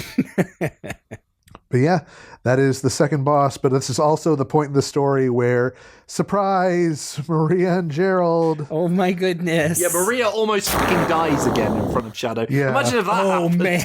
Double trauma. Shadow does a lock-in where his eyes glow as he just annihilates these Black Arms warriors. They're about to take Maria out, and then Shadow recreates the Shadow 05 intro on them. Yeah, kills them and their ancestors with one roundhouse kick. Oh man, but this poor Shadow, this just rocks his little world. And we talked about how his first thought is well, I've got to save them. They don't know what's going to happen. Yeah. Yeah, well, first off, it's like Maria's there, and he's confused and shocked and horrified, but also, he's probably happy to see Maria. Then Gerald gets here, and you notice he averts his eyes a little bit, and I'm like, he did try to destroy the world, didn't he? Or he would go on to, at least. I like that that's part of that. And like we mentioned, Big even mentions, like, he talked to Professor, and he's like, he seems really sad. But that... Yeah, Gerald does have we joked about it earlier. It does have a complicated legacy, and that's why I think it fell a little flat for me in Shadow's game, Shadow the Hedgehog, because I feel like they don't address the tragedy that here's Shadow, like, oh, actually, Shadow, I created you to save the world, and there's just no real acknowledgement that... And he's going to go on to become driven insane by the horrible loss and grief he experiences to, also become a world destroyer. And perhaps we were too hard on him. No, shut up, you terrible translation. Let's play homage to Professor Gerald. Actually, you don't have to hand it to Gerald Robotnik, the guy who For tried day to kill 4, us this all. will be Gerald Robotnik Day. Let's erect a statue in his honor. That'll age well. Let's establish Gerald Robotnik University. The first semester, you have a grad student like, has anyone looked into the history of this guy? And Principal Bubby says, don't ask questions.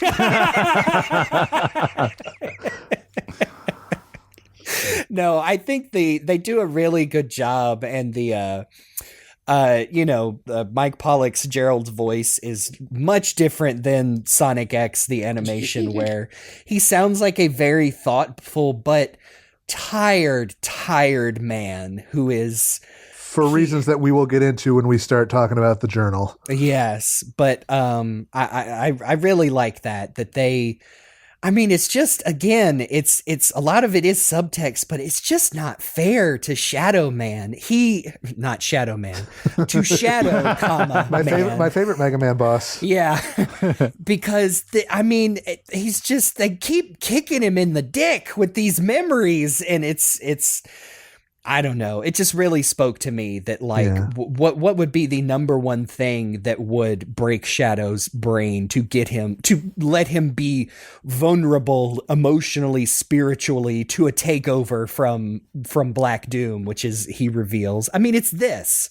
It is his canon event, the death of his only family, and here they are, and he can do nothing. And which makes that, like you said, that line from Rouge hit even harder. I like how they really, I think, establish in this game again that Shadow and Rouge are, I think it goes without saying, like, Sega mandates aside of Shadow having no friends, that Rouge and Shadow, like, have a special connection of, like, no, she gets it. Like, it's almost like they took the moment where they're arguing in Sonic Adventure 2 about, even your memories aren't fake, blah, blah, blah. And that touched something in her heart to be like, oh, no, this guy's been through it, and he needs someone to know that they know too. I mean, to directly quote Rouge from like one of her lines right before the end, Shadow, look, I don't trust many people. I respect even fewer. You are special. So much so I feel compelled to admit it. You've got a lot going on and Black Doom is in your head, so I just wanted to say, be careful here at the end of it all, okay? And if you need someone after it's all said and done, I'm here for you. It's good shit, man. And in the Twitter takeover, Shadow did say that he trusts Rouge. Like he's not like full on admitting he's friends or anything. He does trust Rouge. He also heard about Mexico City and said, that sounds like a wonderful place, which they know. I've let go of my past, but one thing I'll always have, Latinas. Yeah, from here, this is where we get the goop power. Yeah, and I've said it already. It is okay. The Doom Morph, the game does a bad job teaching you to use it. Oh, It yeah, is- absolutely. I really enjoy it once it finally clicked for me, which is holding the button to swing. I think before you break that 90-degree swing, if you let go of the button, you jump straight up. Oh. Afterwards, you'll just drop, or you have to hold it all the way until it completes the arc. But yeah, see, the game doesn't really do a good job teaching you that. So I thought it was funny. People were like, oh, skill issue, because it is learnable. The game doesn't teach it to you. So everyone is correct and incorrect at the same time. Yeah, the skill floor is higher than it really needs to be. Yeah. I think. I think it's a perfectly fine power that is used in some interesting ways, but the game should do a better job of showing you that. Why does it tell me what to do? Why am I being punished? Anyway. No, actually, slow down there, Aaron. Actually correct in this one instance. So. All right, so I actually have my Switch like with me because I was I didn't know how long, and I just did the Doom Morph like in the hub world, and I like held up like when I was underneath one of the things and straight up, and now I know how to use it correctly. So thank you. Yeah, I don't even think you have to hold up. I think it's all about when you let go of the button. When you let go, it will spring you in the direction that your goop trail is pointing. Goop trail. Great direction. I know what I said. I'm sorry. I do love the fact that the only way to learn how to do that officially is to listen to this podcast and Jeremy explain it to you. There you go. So Wait, that's a bit we're weird, official? but- Oh no, I need to cut some stuff out. No, you need to add more in. Yeah. Gotta use whatever influencer status we have. Try to fix things. But I think that there's little challenges scattered around white space where you can, get 100 rings in the time limit or keep grabbing the stopwatch before it disappears. I think that the ones of those based around the Doom Morph are the best way to teach yourself how to use that effectively because they have like the ring trails that point straight up towards the goop balls. So it's like, that's a good way to practice getting good with that and learning the right timing to get that straight up spring, because that's probably the skill that's going to be the most necessary to use that effectively. I think officially they're called nodes, but I mean, come on, those are balls. Those Did are you say balls. nerds? No, we're not I get that referencing him again. reference. No, I mean, and like of all of the Doom powers bestowed, this is my favorite because, again, Shadow gets dragged down into the puddle of venom tentacles and then out pops this. I mean, it is an octopus squid. It's just so funny to think. I'm a kid now. I'm a squid now. Is Shadow just in there, like in the fetal position, or like has he fully transformed his body? I love the body horror aspect of it. It's I double checked. They're not called nodes. They're called morph balls. Oh, they are balls. Hey, I'm pretty sure somebody has that name taken. But, yeah, somewhere in the galaxy, Samus Aran just sneezed. that power takes us into the next level, Chaos Island from Sonic Frontiers, aka we need to get this game out by the holidays, and we've got all these assets lying around. Let's use them even if Shadow wasn't there. I love that when you asked Gerald about what do you mean you've encountered places you haven't been before yet? Don't worry about it too much. Time is weird. Timey-wimey. Yeah, I like at one of my points when I was like talking to the characters, I talked to him, and this is a paraphrase because I couldn't remember exactly what he says, but he says like, time has no meaning here, so it makes sense that you could glimpse tomorrow as well as yesterday. From the works of yesterday. So I guess that's a good enough reason. It's just like it is like the takeover where Shadow was there to promote Sonic Frontiers. He's just there anyway because everyone likes him. So now he's here on a Sonic Frontiers level because everyone likes him. I mean, I do wonder if they picked Chaos Island because, I mean, this was probably in development shortly after It's the darkest and edgiest of all the islands. Well, and I think it was the one where Frontiers fell apart for a lot of people. Yeah. Because it is pretty not as good as the other zones. Yeah. Isn't it interesting that it is a hub world made into a level? Now, granted, you're not going to be able to use the actual action stages, the boost stages from the game, I suppose, because those are just the levels from Sonic Generations and whatnot. Yeah. But it is quite cool to take a hub world level and turn it into an actual, like, run to the end stage. Yeah. Yeah, I think this one's really solid, and in fact, even better once I figured out how to use the Doom Morph. Some also really fun challenges on this stage as well, for a lot of the same reasons as Sunset. This level definitely was one of the ones that gave me the most trouble because I struggled so much with the Doom Morph initially. Same. Like, once you get it, I think it's a lot of fun, but it definitely is very reliant on you learning how to effectively use that power. So if you can't quite get the hang of it, then this is going to be a part where you struggle a lot. Mm-hmm. Well, guess what I'm going to be replaying soon now that I know how to use Doom more properly. See, we can be objective here as far as pointing out where the game truly falls flat. Yeah, it's a good level, but it requires maybe too much of you in order to pull the good out of it. It's kind of like when they had the forcing the wisp powers stuff in the later stages of Sonic Generations, where I'm like, it's not like it's badly implemented. I just think sometimes it takes a bit too much precedence. For something that you need to get used to. Although I think it's better here because at least, you know, you've probably at least had a little practice learning how to use it before you got to this stage. Mm-hmm. Exactly.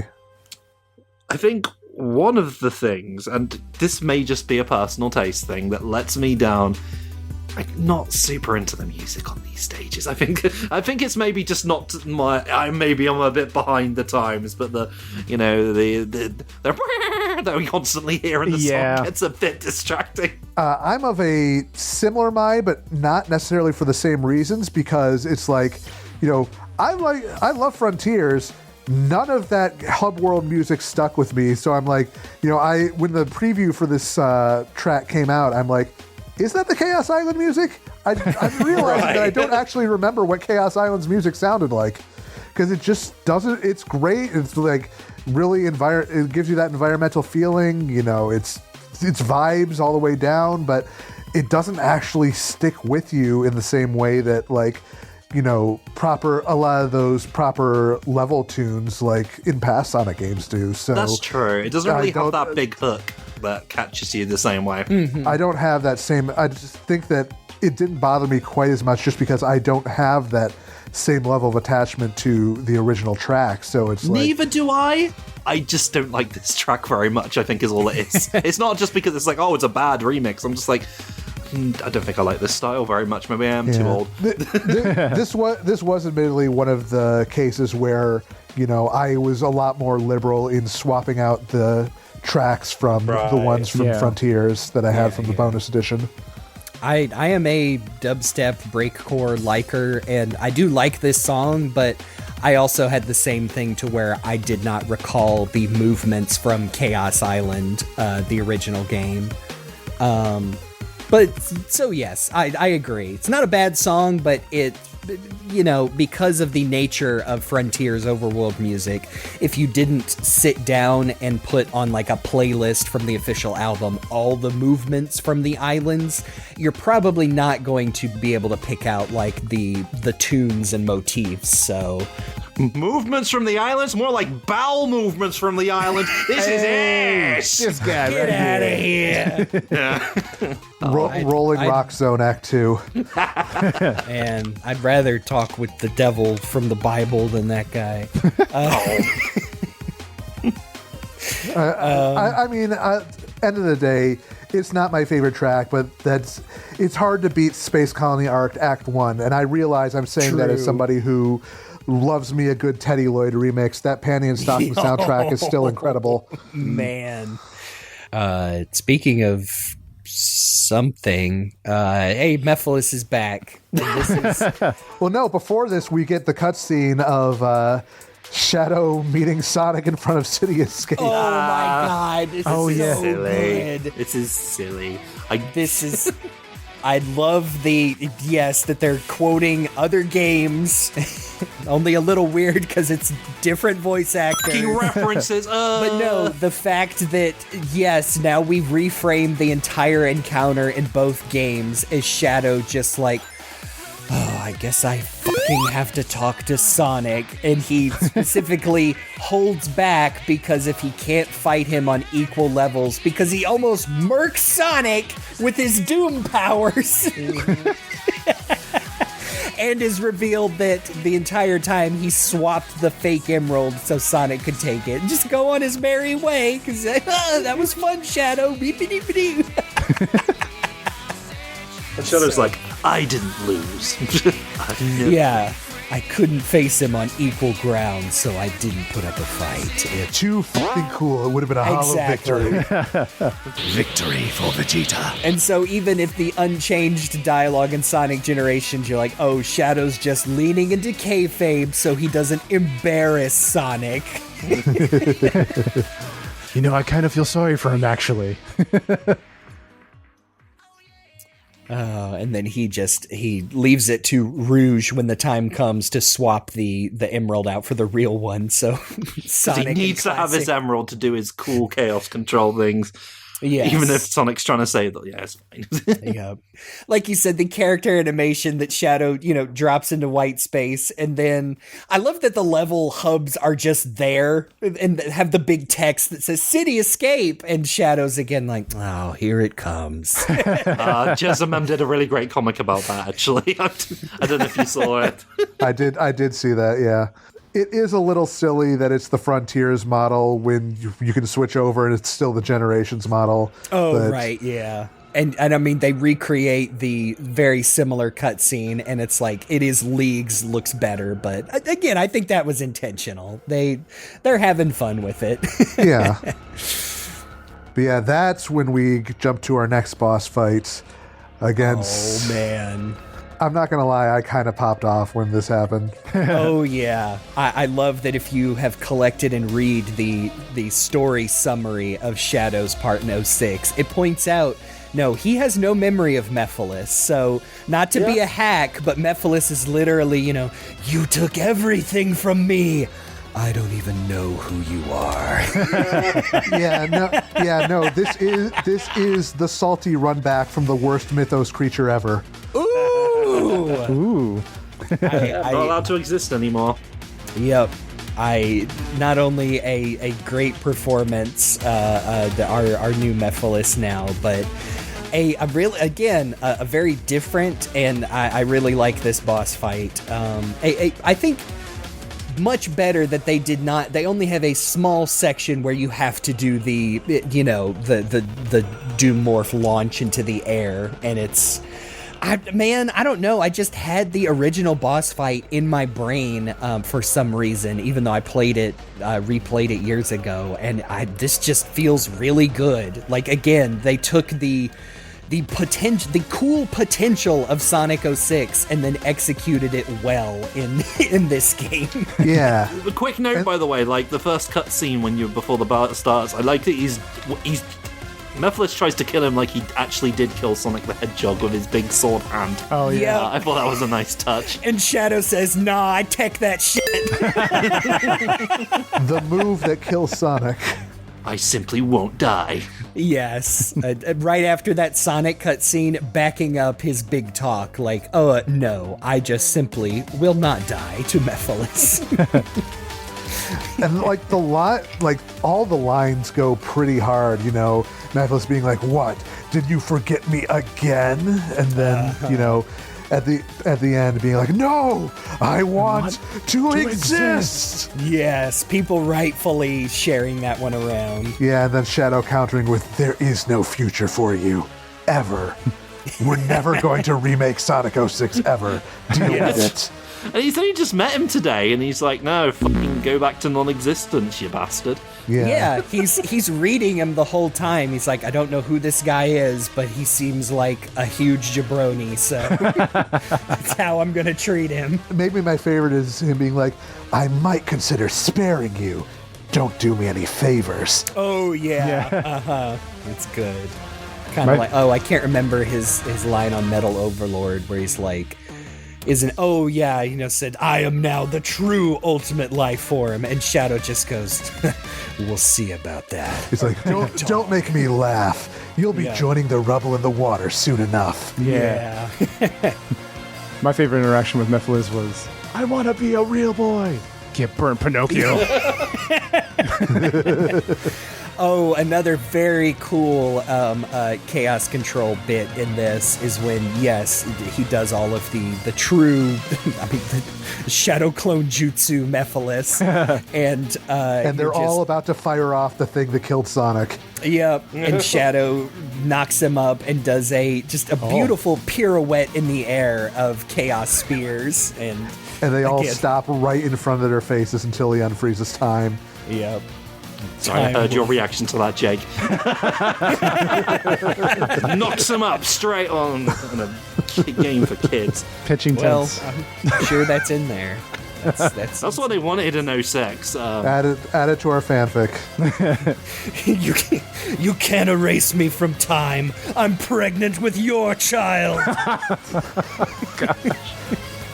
Yeah, no, I love the idea of a villain that has been erased from time, basically fighting to get back into existence. You know, obviously we were big into that for Fourth Dimension. I still think it's like still a concept that rules.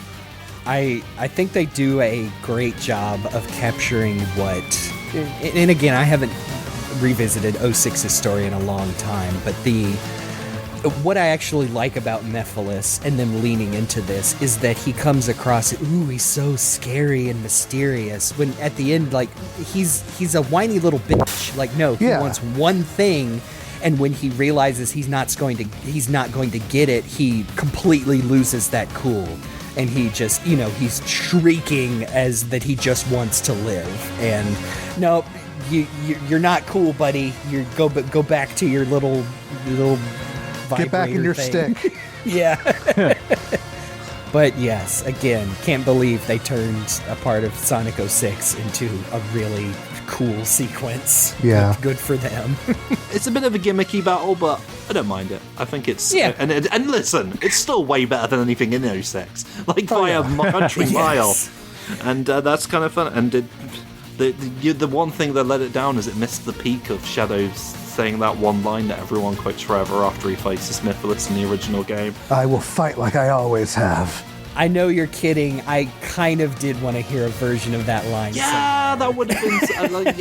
it's kind of one of those things that people are just like dragging... he's like, no, this is the one good bit in 06. I'm like, I mean, you're right, but... It's one line in a pre-rendered cutscene. Like, let's not kid ourselves here. But anyway... this is another boss where there is some cool strategies. That last bit where he's like the big, like the big Titan form or whatever. Thing. Yeah, you can chaos control to have more time to Doom headbutt his little barrier to get his whittle spine, I guess. Very cool. I like it. But yeah, we hop out and we reunite with Gerald Maria as Black Doom taunts Shadow, and Shadow almost gives in until Maria is like, yeah, no, that's not who you are, and we actually get like so good. canonization of "Do you know why I named you Shadow?" Yeah. Oh, yeah. You're the shadow that leads to the light. So stand in the light.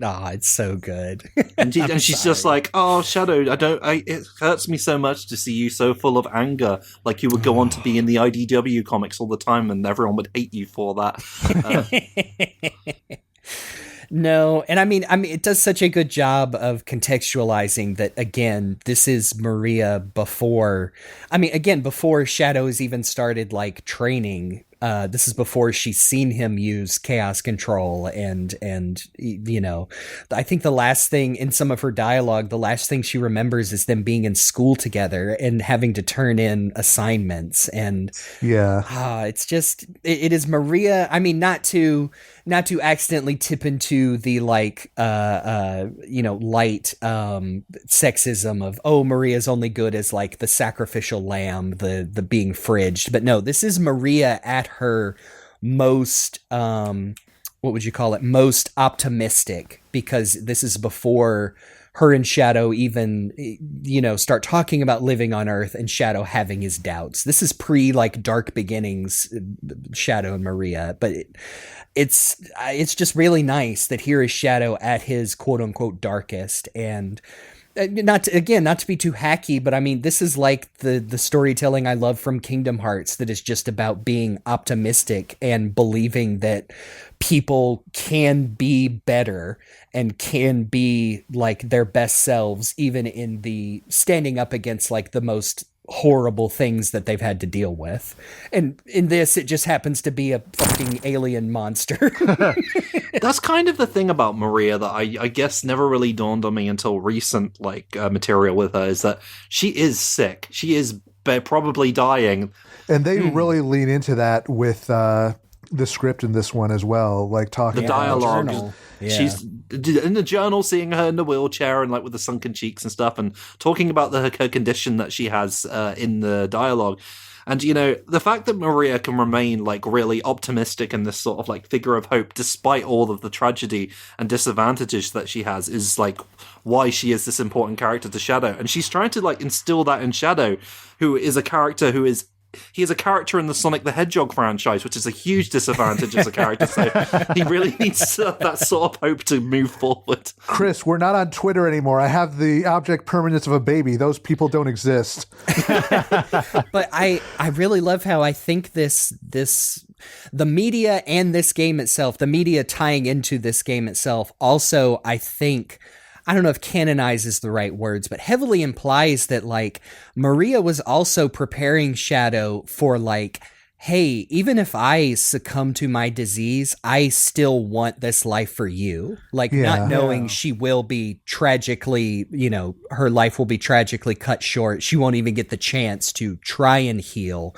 But I think this really does that. She was instilling that in Shadow from the very beginning. Like she wouldn't want to say it out loud in explicit terms, which is why she says, I'll always be on your heart. I'll always be there to help you find your place in the world. But preparing him for like, no, I don't want you to fall into despair if I can't come with you, because I want this for you. And it's just, it's a beautiful selflessness that I think comes across. She still feels like a character. She is not just this angelic religious figure for Shadow to base his life on. Although I like that angle, especially in the original Sonic Adventure 2.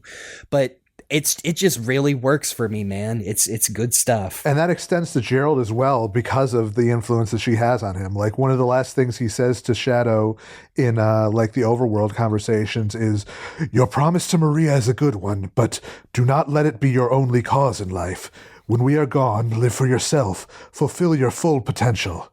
Then again, I made you with limitless potential, so I guess that's a tall order. Oh, I do like his, I think it's right before we finally go off to fight Black Doom, he does hit him with and I'm proud of you, son. That wrecked me the first time. Oh, it'd be really fucked up if he went and messed with his memories later on. I mean,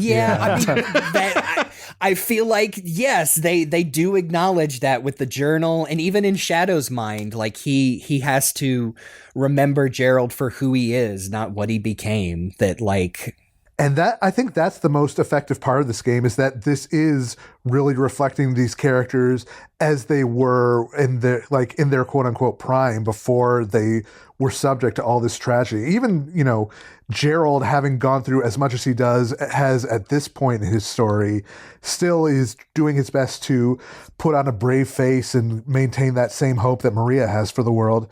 But it feels like this game, between the journal and just those conversations in the overworld, has really fleshed them out and made them into more three-dimensional characters than they ever have before. And I think that is going to be this game's biggest legacy in terms of like the Sonic story as a whole.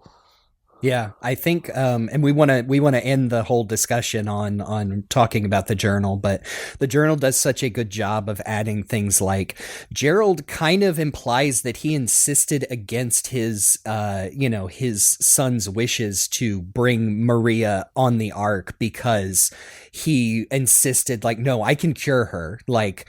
Like you can imagine the conversation of Maria's parents maybe even arguing, like, can't we just have a few years left with our only child at the time?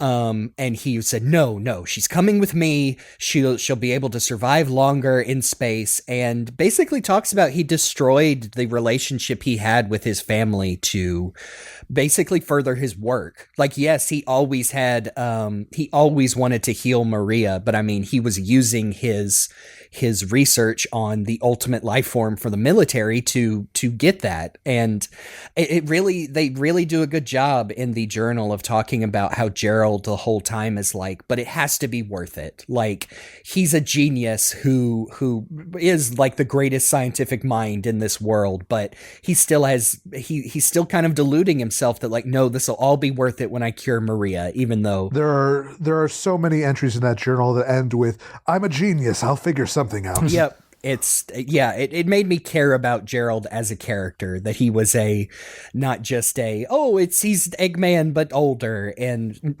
like it took this long to finally see what he's all about.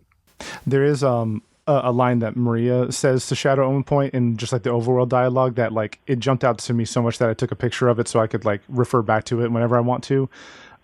It's when she's talking about her illness and like how she has good days and bad days, but then on the bad day she says, sometimes I can't see, sometimes it's hard to move or to hold things or to think clearly. And I'm like, damn, that's awful. That's terrible. Yeah. And I really appreciate how they handle it. Like, what are the words I'm searching for? Showing invisible illness, like people who have disabilities or like chronic fatigue, things like that, to where, like certain people in the world would say, like, well, you're not missing a limb, or you're not covered in boils or whatever. Are you sure you're really sick? Actually, that's mentioned in the journal as well, like various scientists, like, are you sure she's sick? And Gerald's like, it infuriates me. Ooh, boy.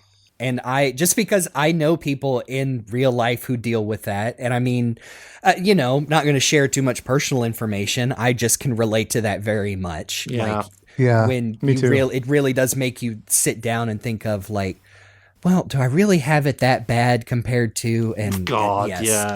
it's executed really well. And like you said, Jake, it hits hard in a good way. I think it was handled very well. Yeah. Side note, by the way, it is mentioned in her dialogue that the parents of Abraham Tower, Abe, the gun commander, were part of how they managed to convince her parents to come up to and it's just reminded me, in the journal they call him the happy little accident on the Ark. So two people been fucking in space,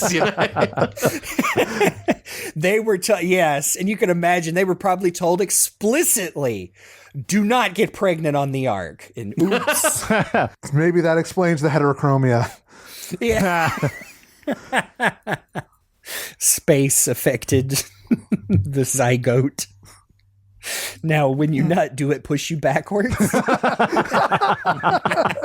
Sorry. Oh, good. The low gravity. Thank you, Griffin McElroy. I'm lost again. Oh yes, hey, it's the level that only I like, I think. Yeah, we get Doomwing finally after having it teased back in Space Colony ARK Act 2, and then that's when the Black Moon fully mutates and everything goes full Doom Zone. It's the end of Evangelion. Yep. Not even kidding. and we get Doom being like, all right, Shadow, the time has come. Time for you to face me. And we get the very last... So go inside my head! Yeah. We get the sad goodbye with Shadow, Gerald, and Maria. Like I said, the animation of him just letting her hand go, just mwah. Yeah. Yeah, Shadow just decides, you know what? Between scenes, I've realized I don't want to be angry anymore. And Yeah. Well, I think this is the closest we get to referencing, I will fight how I always have. Because like you said, Gerald has that really good line about fighting, so does Rouge. But he basically says here, like, no, I'm going to use this new power to not succumb to it, but to kill you once and for all, Doom. And I do love Doom is basically like, Oh, okay, well, bring it on then. Ooh, we'll see. and then yes, Radical Highway proper, two acts. I just want to say I approached these from I wanted to get S ranks in both the Doomwing and non-Doomwing version. You can toggle it off eventually. Because once you get Doomwing, you can toggle it on and off in stages, and your ranks are recorded differently. Because Doomwing is essentially Super Shadow. You don't take damage when you have it activated, so Your rings count down. You have semi-infinite boost as long as you land on the ground during the stages.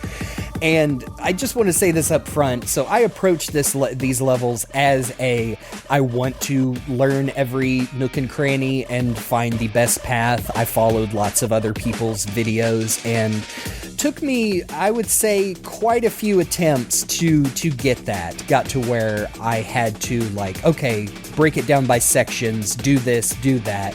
So at the end of the day, I really like these levels. However, I know I am in the minority as far as how much time I spent with these wanting to be good at them. So just wanted to get that out of the way before I let other people share their valid opinions that are just as correct as mine. I'm of two minds because it's the thing we talked about before where I did get pretty good at it, but also it's the amount of work it took to get there is maybe a bit much. You can skip whole chunks of the level using Doomwing effectively, but it's also just, there's a lot to deal with. And even then, I didn't always know the Doomwing shortcuts were not always obvious, so I would have to end up taking the slow path. And there's just a lot of, tough jumps and tough platforming sequences that aren't always fair. A lot of the stuff with homing attacking onto enemies that are attached to rotating platforms. It's a little, the collision and the hit detection's a bit wonky there, and it's just kind of a lot. And it's, I realize it's the last level. It's supposed to be a big gauntlet where you're using ostensibly all of everything you've learned up to this point. And I like that, it's 2 3D levels in a row instead of 1 3D, 1 2D. Yeah. But yeah, they gave up on 2D at this point. yeah, but no challenge levels for this one either. Yeah, no challenge levels. But it's a lot to deal with, and the difficulty spike is perhaps a little more serious. I don't think it's as much as the Final Horizon, but it's still Oh boy. It's still a lot to deal with, and I do not blame people for getting a little frustrated with this one, especially their first time through, because I know I went through a lot of quote unquote lives trying to get to the end of this gauntlet. I think for me, the first time I played through the 2 acts, I think I was just kind of in that state of mind of okay, new zones, I'm ready to do them. And like I struggled, but like I still had a good enough time like getting through them. I think upon replaying them, especially without the Doom Wings, like I agree. Like I am of the mind that like yes, these are like these are like the last regular stages, and like this is like the penultimate part of the game before the final boss, and so it should be harder than most everything that's come beforehand. But I feel like it's harder because of confusing layout and overabundance of things to be doing, you know. I'm not necessarily saying that it should be more streamlined, but I think maybe like just cut a couple things out here and there, and I think it would have been a much more smooth playthrough. And yeah, I was saying last night that like that I was replaying them, and I was able to beat the first act without Doomwing. I still haven't beaten the second act without Doomwing, especially because of just that one area where you have like 2 cyclones to deal with, and I just keep always hitting those. So I'll get back to that eventually. But yeah, like, and also I don't super like the remix for Radical Highway. Like when I was replaying them, I just put on regular Radical Highway, and I had a better time with that. Hey, I know I asked this already in the last episode. Why are the Radical Highway remixes from Generations 3DS not in this game? Yes. Yeah, they don't acknowledge anything from the 3DS version, do they? And that's stupid. Yeah, I agree. At least, I mean, come on, man, give us big arms. Yeah. Yeah, like I said, I can't disagree with any of that. So, this is bad. Bring it, Chris. I don't want to be here all day because I feel like I got so negative about this the first time because I wasn't having the best time with the game in general. So when I got to this point, I was like, okay, well, we're near the end now, so if you keep bringing me back to Radical Highway, I'll push my way through it. And then I just really struggled with this, like, a lot. I know some of this is a skill issue on my part, but hearing that you guys have also had trouble the first time makes me feel like, okay, so maybe I'm not just imagining that some of these bits just didn't feel like they worked. And Act 1 was bad enough. Like, I got through Act 1. This time around, I managed to pip it in just under 10 minutes, which is like, it still feels too long, but whatever. It's the last level. There's so much spectacle over like functional level design sometimes. I feel like I'm really fighting against the level to play it properly. But whatever, and I'm not very good at Doomwing. Like, that's on me. I know every time I try to do it, I just get too carried away trying to glide, and I'm like, woohoo, what's over here? Oh no, they didn't design for me to go there. I'm gonna die. Whoops. So, you know, that's fine, whatever. But when I got done with it, I was like, well, I didn't enjoy that, but at least it's over. Oh, there are 2 acts on there. Shit.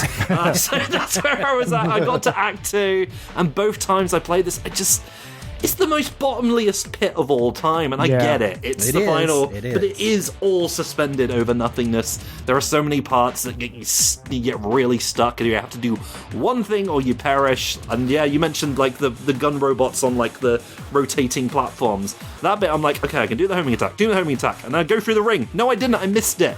Okay, homing attack, ring. No, missed it again. And it's just sometimes I'm like, God, I'm gonna get a D rank. Shadow's gonna shake his head at me disapprovingly. And I'm like, fuck you, Shadow. Those animations are really good. Yeah. They are good. But when you've beaten that stage, I'm like, oh, and now I've got your judgment. Great, thanks. I'm already having a bad time, and Shadow disapproves. Great.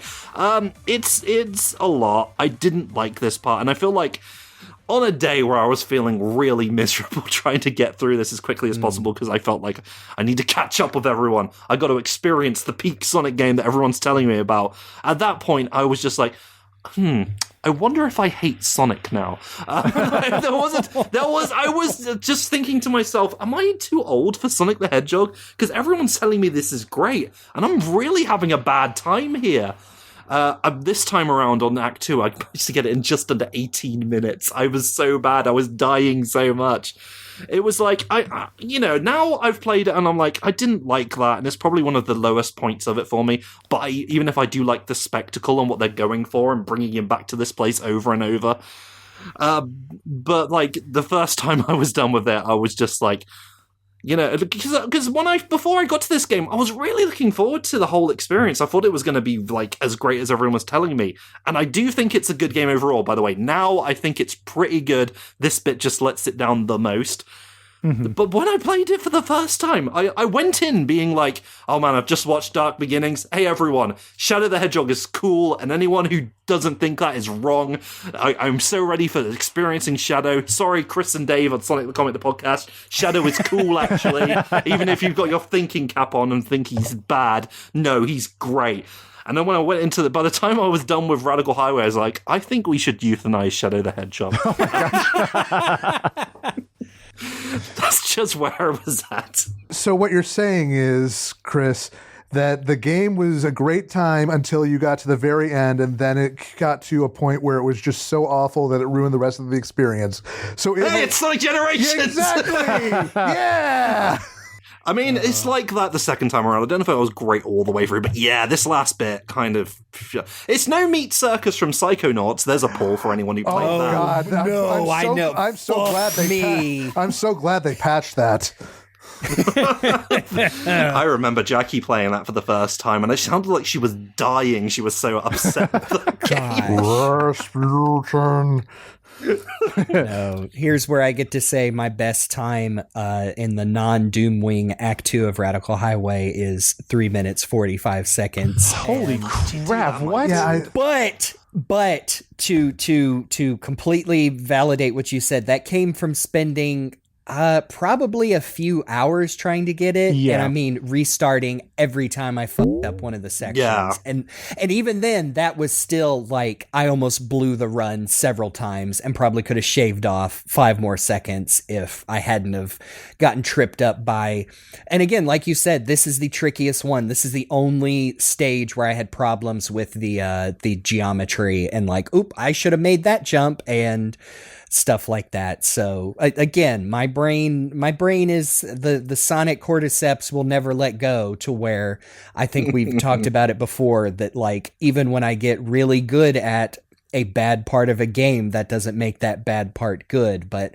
I do at least want to say to back up what Luke said about, I think these stages do, especially when you play it non-Doomwing, require you to like, okay, I have to use every skill that I've learned in this game. And I appreciate that from a final Sonic level for sure, especially a final, modern post-adventure Sonic level.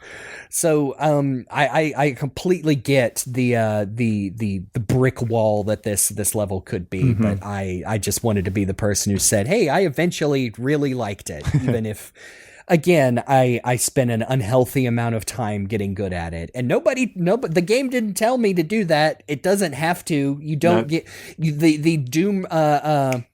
The Doomwing S ranks count towards the achievement. If you only get all S ranks through a mix of Doomwing and non-Doomwing, it still counts it. You don't have to get them twice on each level, but I did that because I'm mentally ill. So just keep that in mind, folks. If you're saying like, I don't know, it sounds like they just didn't play the game good enough. Just know that I am not well. Jeremy is just radicalized by Radical Highway, so it's fine.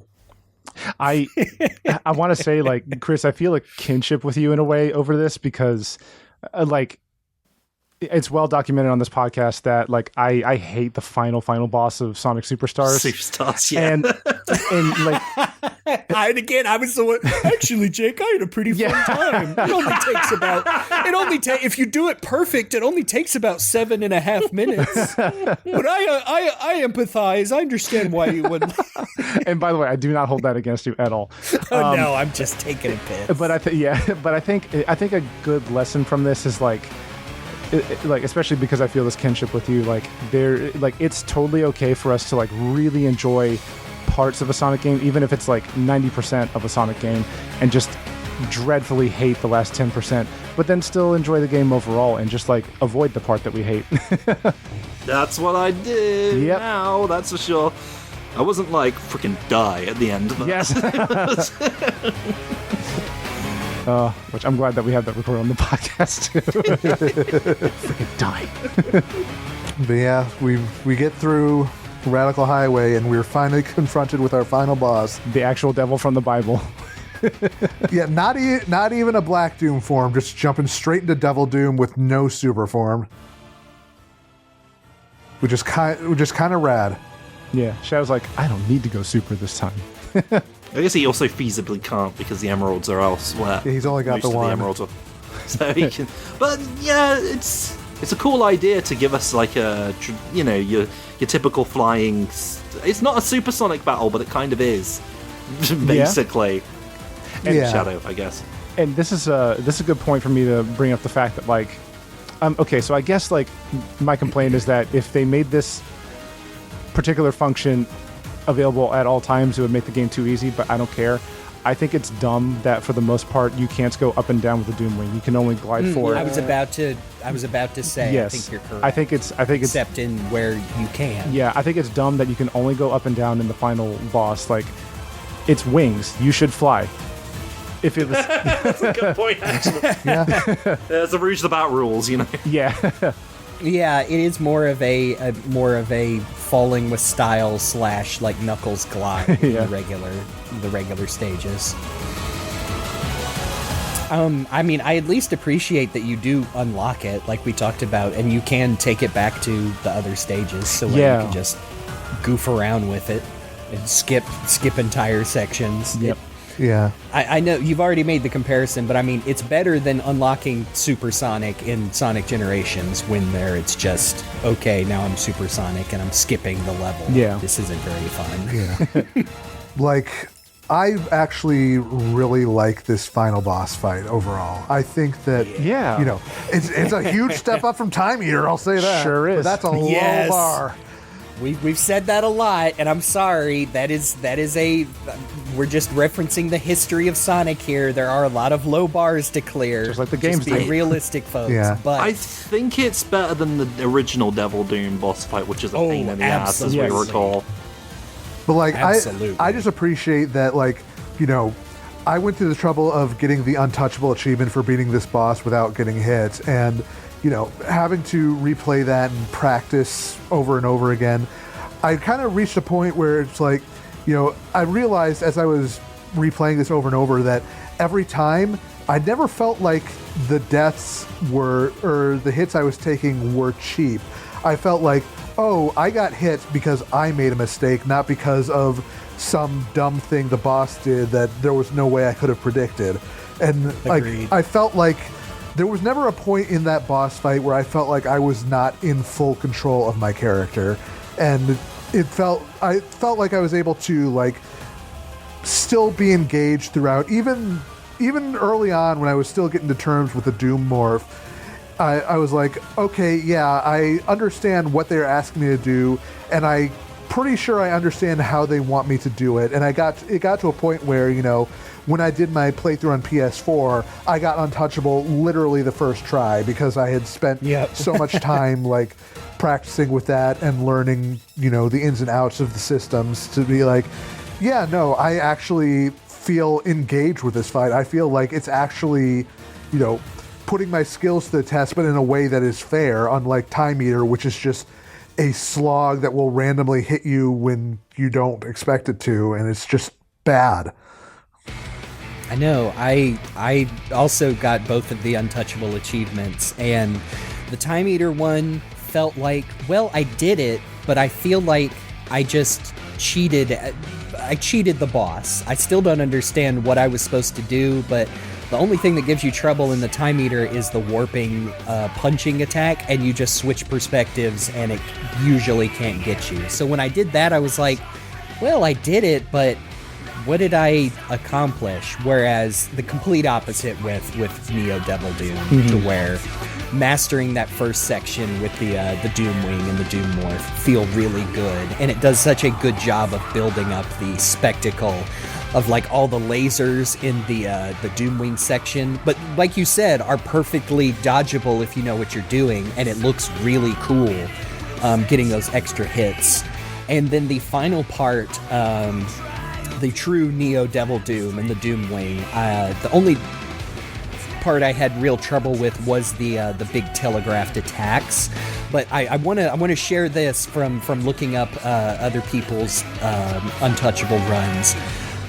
this strategy really made it click for me in my head, is when that, the pink indicator lights up with the sound effect. That is where he is locking in your position on the screen. Yeah. So right after that fades away, you need to move to a different part of the screen because he's going to attack where you were. It's not, it takes about 2 seconds, and I think Metal Overlord has a similar thing. So move from the screen, and then on the last hit, when he does it again, he does it twice. So you would move away and then back to where you were to avoid those 2 hits. And it's just really, you feel like a fucking shadow badass when you manage to get all those and skip like 2 entire phases to get that achievement. Yeah. Yeah, like the first part of the battle I thought was a bit finicky because you're having to do the Doom Morph stuff, and I'm still not 100% there with Doom Morph, but I think it was actually surprisingly forgiving at times. Like, I'd be like, oh no, I've fallen off the stage, but there's a spring there, and it's sending me right back, okay. And I was like, and checkpoints, like we said. yes, until you get to there's a lot of Neolib opportunities to Devil Doom. recover, which I really appreciate. It was like not letting you restart from a certain point, because to be fair, it's the last phase of the last boss, and they want you to struggle a little bit. and it's pretty. This actually reminded me a little bit of the 3DS Time Eater boss, which was tolerable but still shit. Yes, This is actually good. This is actually all right for the most part. My only thing is I just had trouble collecting rings sometimes, and that screwed me over. Even though there were big batches like flying at me, I was like, oh cool, I can recover, and I got 6 of them out of all those batches they sent, and that's just a me thing, I think. Yeah, the controls are pretty tight, and I gotta say, using the bumpers to kind of roll backwards and forwards, I was getting a little bit of, it might just be my experience, but a little bit of controlling the R-Wing, definitely not as tight as a Star Fox game, but definitely liked that. More, I'll say, it feels more like the Afterburner minigame in Bayonetta, in a good way. I think the biggest takeaway for me from the final boss is just, like, I totally echo all the sentiments of, like, good control and just fun gameplay for it overall, but the thing that I take away the most is I love this new arrangement of All Hail Shadow that plays during it with the orchestrations, and it makes it feel really so big and so cool. I love it. Yeah, I think it's similar to the What I'm Made Of, where I think it's the original vocal track, but the backing is very different.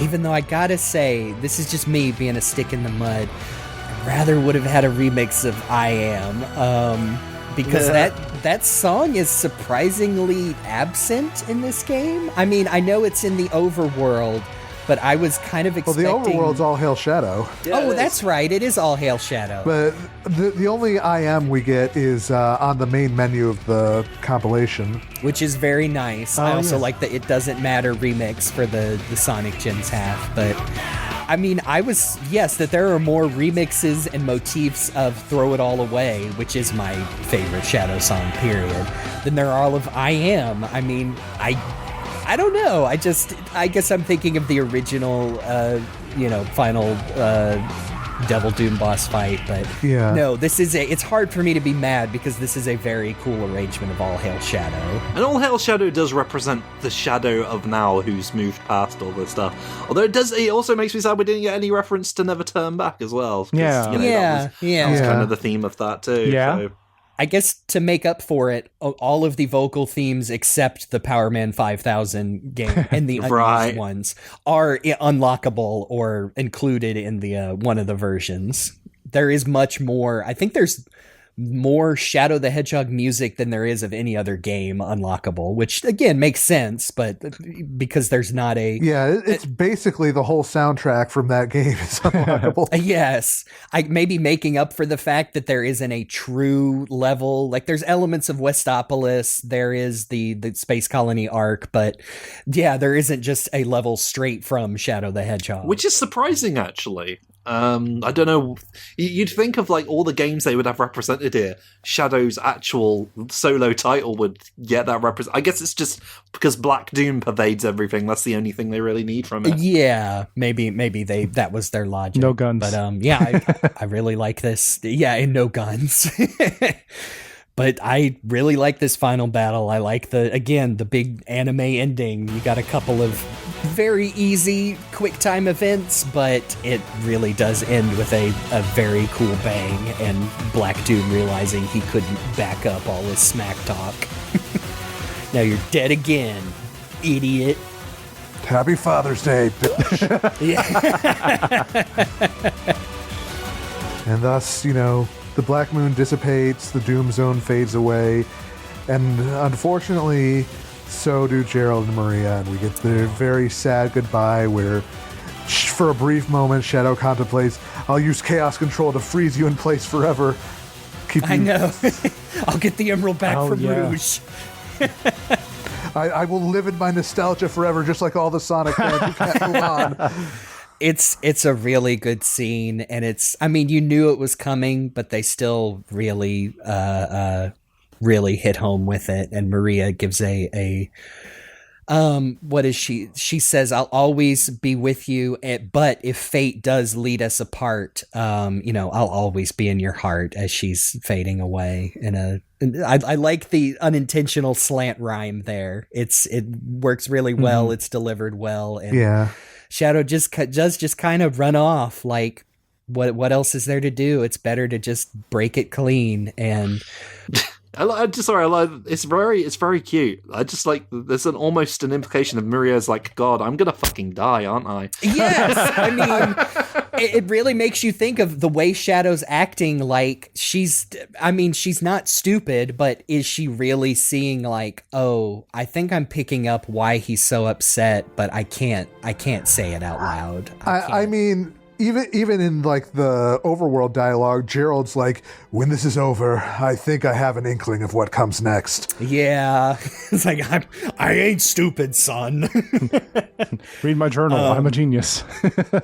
Yes. Yeah. I do like he catches up with Rouge and runs ahead, and it calls back to the single tier from Sonic Adventure 2, and I mean, I like to think, obviously would not be allowed. Sega would never allow Shadow to cry. Wait. Except plausible deniability. Maybe it was sweat. He was running really fast. Reminds me of the ending to the first series of Sonic X as well. Sonic can't cry, but the tears in the wind. But very, very nice moment. Again, cementing Rouge and Shadow's relationship of trust and understanding. Yeah, it's perfectly fine that Shadow gets his bodily fluids on the Rouge. We are saucy today. Look at that butt. Oh no, we didn't cover that con. Oh boy. By the way, Rouge the Bat. Once again, we've made it 3 hours into a recording without talking about Rouge the Bat's tits. So I think we should just leave it on the cutting room floor.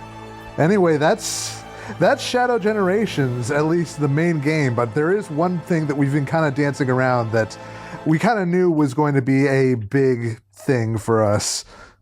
Oh boy, that's right, the Doom Zone. That you get to I make the levels harder, because that's great. I never actually bothered with that. I know that's there. I did it once to do all of it, but mostly just for the achievements for doing the hard challenge missions, but that's it. I liked them. Again, some of them were my favorite challenges, like the Chaos Control one. And to get an S rank, you basically have to freeze the entire level the entire time, so you finish the level in less than 20 official seconds. And I really like that, but yeah, they're fine. Not super. I mean, it's just extra content. Again, you don't have to do it. I already talked about how I like some of the hard mode bosses for the extra strategies, but yeah, it's there. And you can switch the overworld from any time, from Doom, Black Doom, Moon, whatever, Evangelion, and back to regular. And now you can use the Doom Wing in the overworld. Anyway, I interrupted you. Sorry, Luke, but I just thought we'd cover that. No, Random last tidbit. It was good we mentioned it, but no, we have to talk about the Journal of Gerald Robotnik, pages of which are both unlockable in-game or in a little booklet you get with the physical edition. And this thing, just So much juicy world building. This stuff right is from good, the jump. actually. I quite like this. So I believe, correct me if I'm wrong, this was also written, composed by Ian Flynn, but the actual journal was put together by Evan Stanley. That is correct. Artwork, that is Evan's handwriting in a lot of points, which I loved watching her talk about that online, talking about how I think she said she has permanently damaged her own handwriting by now imitating Gerald's. This thing, like right from the jump, you've got the interior page where it's like it's the gun requisitions department being like, hey, we found, like, when Eggman, we got back the journal because Eggman, tracked it down in Sonic Adventure 2. Unfortunately, we weren't able to unredact or fix any of the damaged portions or anything like that. It's a bummer. But here, Commander Tower, this is all yours. You feel free to take a look at it. I love that it does specify that, yeah, this was your predecessor's work who was, involved in this deep cover up of everything around Project Shadow. But then it signs it off, regards, T. Yes, and pure headcanon, I immediately wanted to think that this was a reference to Topaz from Sonic X. We know Ian wants to have Topaz in there and can't, so... I think this is a common headcanon shared by many people as well. Right on the first page of the journal, we get a bombshell as we see Gerald's sons. Right. Both of them! Yeah. Their names Holy redacted. Crap. His boys... And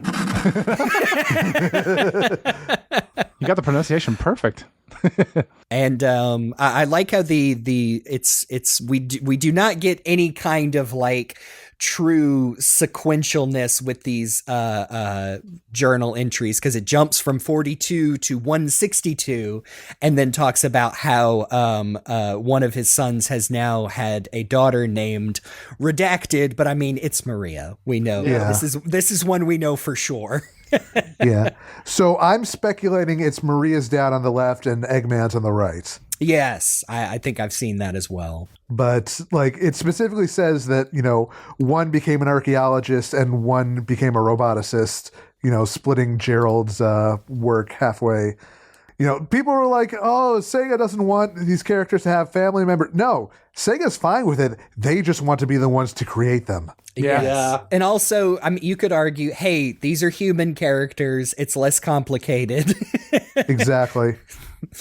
Yeah, entry 170 on the second proper page is Gerald finding his way to Angel Island and seeing the Master Emerald Shrine, which will one day inspire the shrine on the Ark. Yep. And explicitly not full on confirming the Hidden Palace mural theory. I'm glad they don't. I like that as an unspoken fan theory that probably is true, but there's no need to, for Ian, again, to do something people criticize him about and be like, oh yeah, exactly. He saw the thingy, Sonic 3. In Gerald's own words, I dared not approach or overstay my welcome. As much as I wanted to explore every inch of the island, I felt it was sacred land. Just setting foot on its soil felt taboo. I don't know if any civilization remains. The land is vast and my stay was brief, but the majesty of that emerald and shrine will stay with me for the rest of my life. And then his grandson goes and builds a carnival on it. Am I, let's see, I'm trying to work out the redacted parts here. He says, found on a previous dig in the Mystic Ruins jungle. Okay. Yes. And then a massive emerald. Could this be the legendary Master Emerald, I'm guessing? Yes. Okay. I want to try and work these out when we can. Yep. So the next page, entry 185, is all about the construction of the Ark with Gerald and his colleagues, Dr. Wily and Dr. Tenma, hidden back there. Yes. You're not sneaky, Evan. I see you. Uh-huh.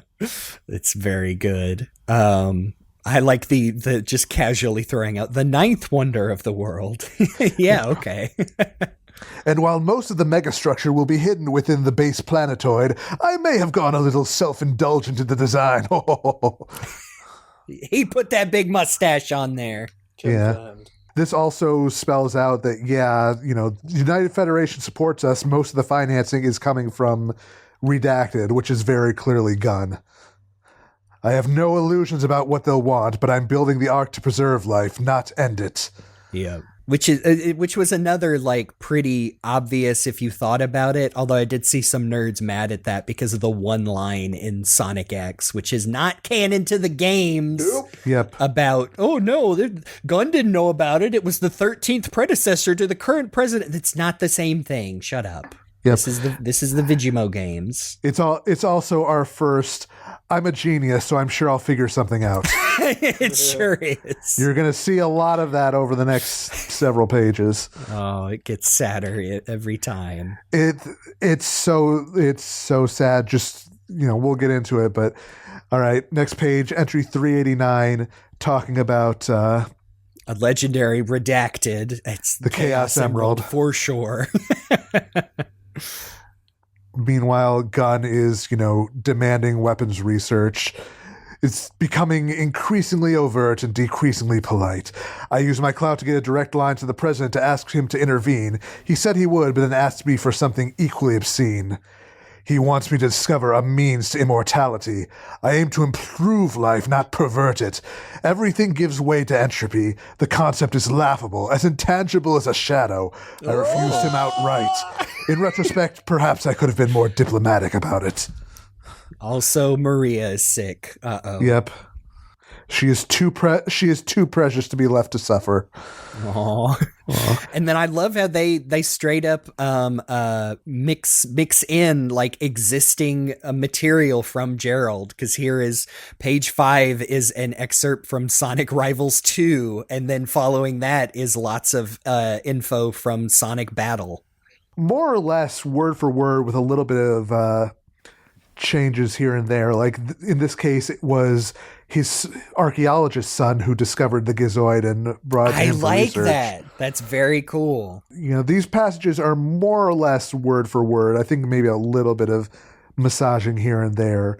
But, entry 428 gets really into like how bad Maria's sickness is. We get, that image of her in the wheelchair with the IV hooked up, and it's like, that combined with her the passage Jake mentioned earlier about her talking about what it's like to live with her illness just really drives home that this is,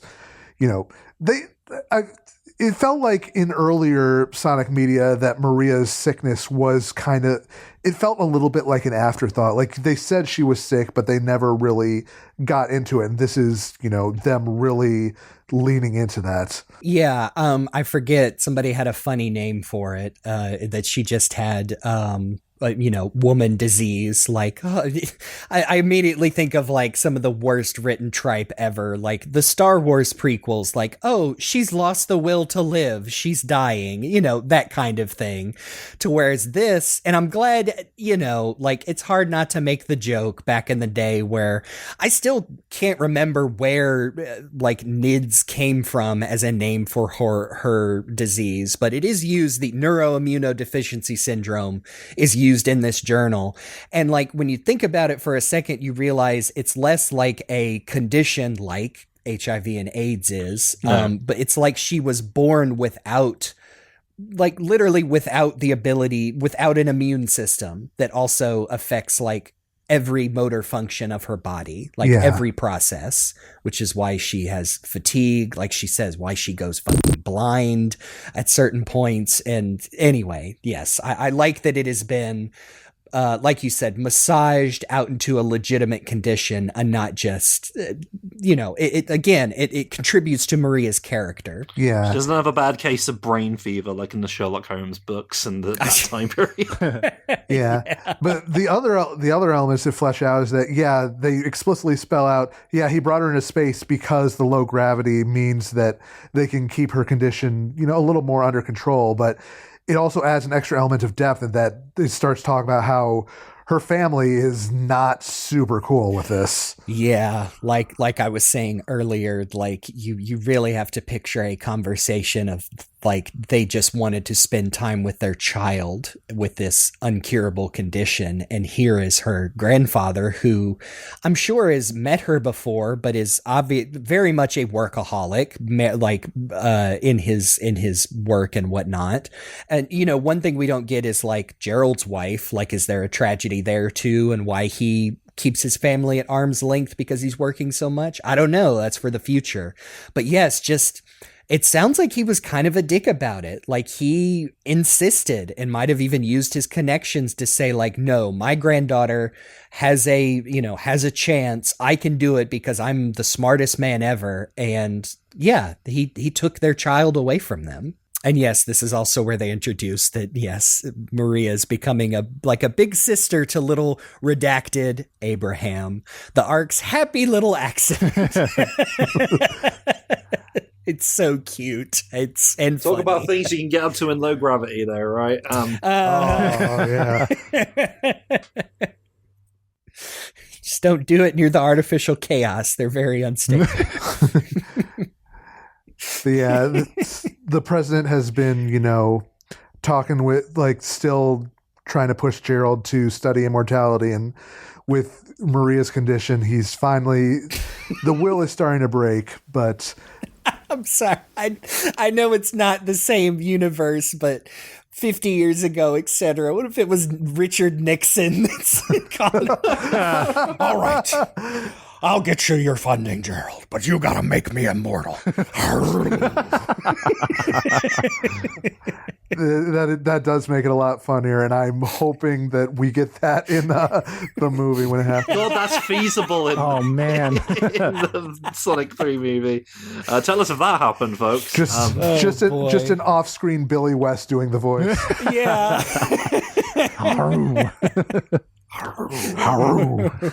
Entry 515, Gunn is basically demanding that Gerald make weapons for them now, so he's finally like, okay, I will take on Project Shadow to get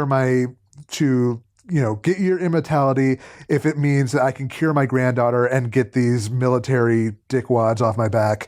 Yeah.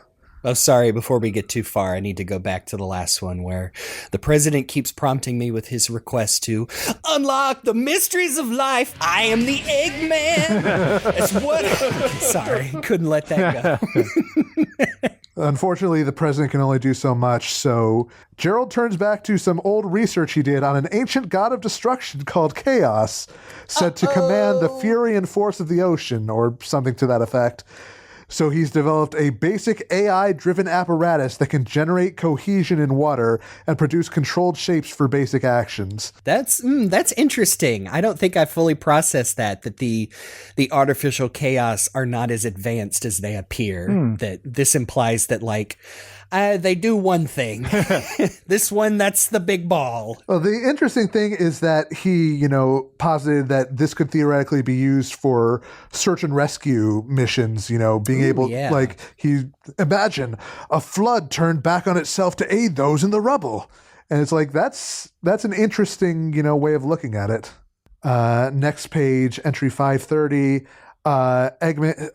Gerald learning how to siphon energy from the Chaos Emeralds and apply it to living tissue. To that end, I've developed the Chaos Drives. Direct application seems too harsh. Any organism that could directly interface with an emerald would be fearsome indeed. Foreshadowing. Foreshadowing. Foreshadowing. Yeah. For Sonicking. Oh, yeah. For Knucklesing? For Amy'sing. Just keep saying he's got 4 of them now. Yeah, just keep going down that 4 mega rabbit hole. But no, this explicitly spells out that so the next stage is we're gonna test this on salamanders because of their regenerative abilities. We're gonna start applying chaos drives to the test subject and see how its vitals respond. And we're also gonna give the chaos drives to Gunn to be batteries for all of their mechs. The answer lies in this Biolizard's life. Ooh, that's the name of the guy. This little picture of Maria holding this adorable salamander that's going to become a horrible monstrosity in a few years. Shadow's brother. We didn't really mention it at the time, but with this combined with how Gerald and Maria look in the game, I really think if we're going to bring more human characters back into Sonic, which they said a while ago, the Tails tube, whatever, I like these designs. I feel like these are a good mesh of. I think it's a perfect in between of like the, Maria's original appearance, very exaggerated, a little bit more anime, versus like Sonic Unleashed, which was very like Pixar-ish Western cartoons. And I think this is a good mix of that to where, especially standing right next to Gerald and like Eggman himself, that Maria looks perfectly, she belongs there. And much better than Shadow the Hedgehog with her horrible eyeballs. I do like leaning more into the anime because it feels a bit more like Madonna back in the day. And yes, exactly. Those random cat girls from the old Sonic comic manga in Japan. And Sarah from the OVA. Yeah. Who's a monkey girl, which I never realized. So jumping forward to entry 568, where the Biolizard project is starting to go wrong. It can't support its own... Like, the subject exhibits accelerated cellular growth to the point it cannot support its own biological systems. I've developed an external life support system to compensate, but it will need to be upgraded and redesigned as the subject continues to grow. The way it thrashes and roars, it's uncontrollable. So this thing was just in constant pain. Yeah, no. I know Shadow points it out, but like... Literally, if Gerald was, and I mean, I guess part of it is Gunn wouldn't let him to, but I mean, the best thing he could have done would be to euthanize this thing. Like they should have done to Shadow the Hedgehog. In his own words, I will keep it as alive and as comfortable as I can until I have the answers I need. Because it starts there's a little bit of... It starts exhibiting, energy spikes that, chaos control. God, that's so... I mean, again, I love acknowledging Gerald's very complicated... He's a good man down there somewhere, but he really poisoned himself. I think I just see a drop of that darkness just coursing through his soul, and it just gets worse and worse, especially as... There's even more of that darkness in the next entry, 589, where it's, Maria's growing into a lovely young woman. It breaks my heart that someone as bright and energetic as her is diminished by disease. There are no visible effects, and I've caught my fellow researchers muttering to each other, doubting her illness. It is infuriating. I find all my reason and restraint vanishes when she's slighted. You can already see that darkness is starting to creep in, and it's this whole journal from start to finish is things continuing to spiral out of Gerald's control, and him insisting that he can still fix everything even when he is way over his head. Yep, I'm a genius. I have to figure this out. Yeah. Entry 616. Fucking aliens showed up today.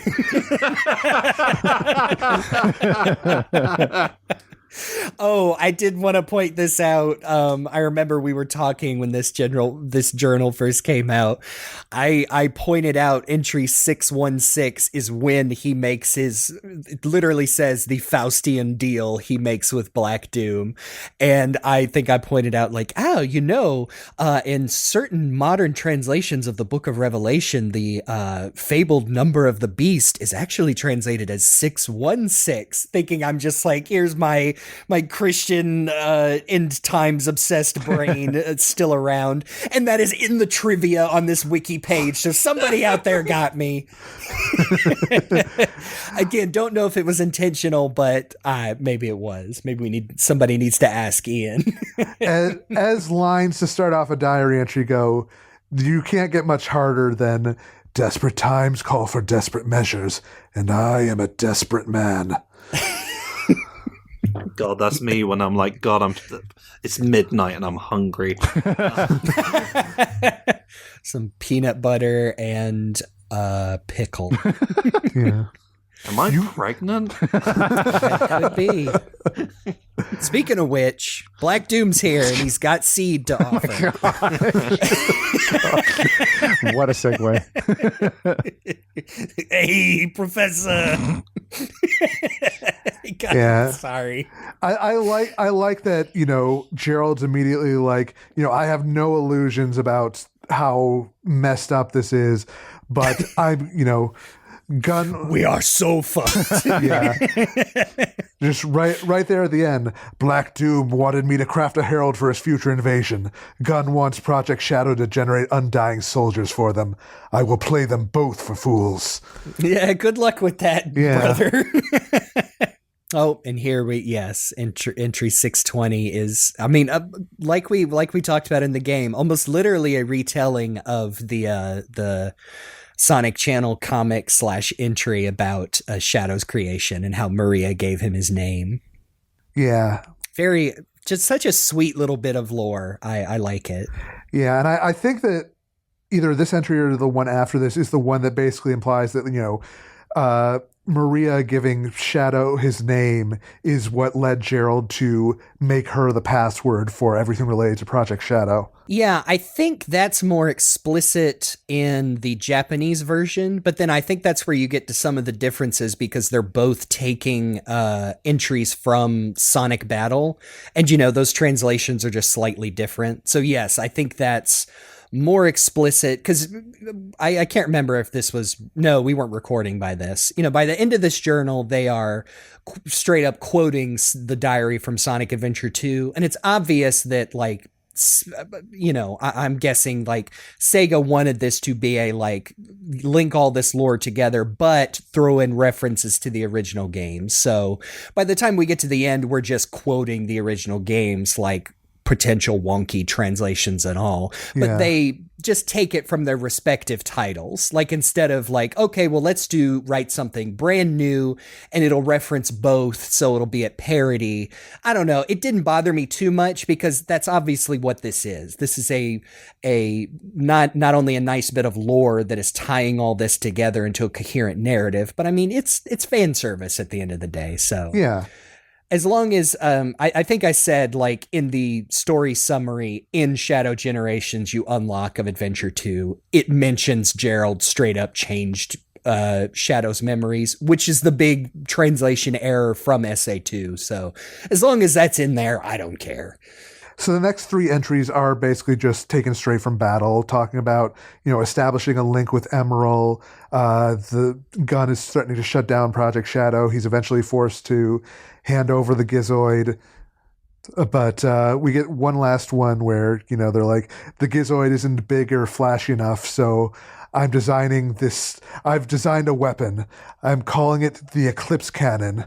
It taps directly into the ARK's central reactor to produce an unethical degree of firepower. They'll love it. However, to use it on any target on Earth would destroy the world.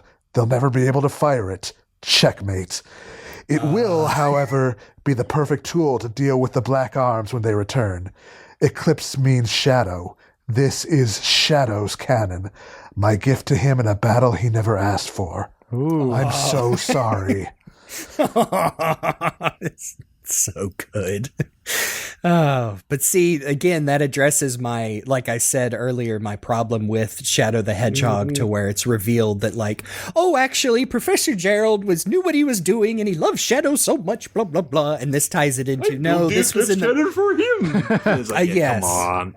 It's no, this is much more he's starting to grasp at straws here. He thinks he's in control of all this, he's playing gun for fools, and then no, they're called gun because they have all the guns, man. This is going to blow up in your face eventually. Yeah. Entry 651 was one that I think was the biggest pop off for me, in that it was something that I did not expect. It's talking about how Maria is learning about the creation of Shadow and helps Gerald basically come up with ideas for things. Particularly, Maria was the one who originally designed Shadow's hover shoes, which is adorable. But the other thing is, I'm also researching chaos control to see if I can gain an understanding of it before Shadow awakens. The power to stop time and space is incredible, and I don't want him to have to learn its intricacies on his own. And there is a sketch of the time stop switches from Cannon's core. And I mean, I like how, again, another thing that like Sonic X kind of did that established that chaos control is an ability, a force that existed before Shadow, because, you know, it makes sense. Like even in Sonic Adventure 2, like that's kind of what Knuckles is doing with the emeralds and what Tikal is doing with the, you know, the Master Emerald chant and all that. And I like that Shadow is like the master. He is the one carrying it forward. But I mean, of course, Black Doom knows it too. That's also a big pop off in that game. So I really like that. And also, yes, the Maria coming up with Shadow's air shoes is adorable, because I would like to picture the scene as like, oh, grandfather, what if he had, you know, shoes that could propel him forward, kind of like he was walking on air. And Gerald's like, oh, that would be wonderful, but wait, say, I can make that happen, you know? Yeah. Because he's such a genius. It's so cute. So you know what actually happened is oh no, I spilled a lot of water and now I need to air my shoes out. He's like, say that again. You've just written the movie version.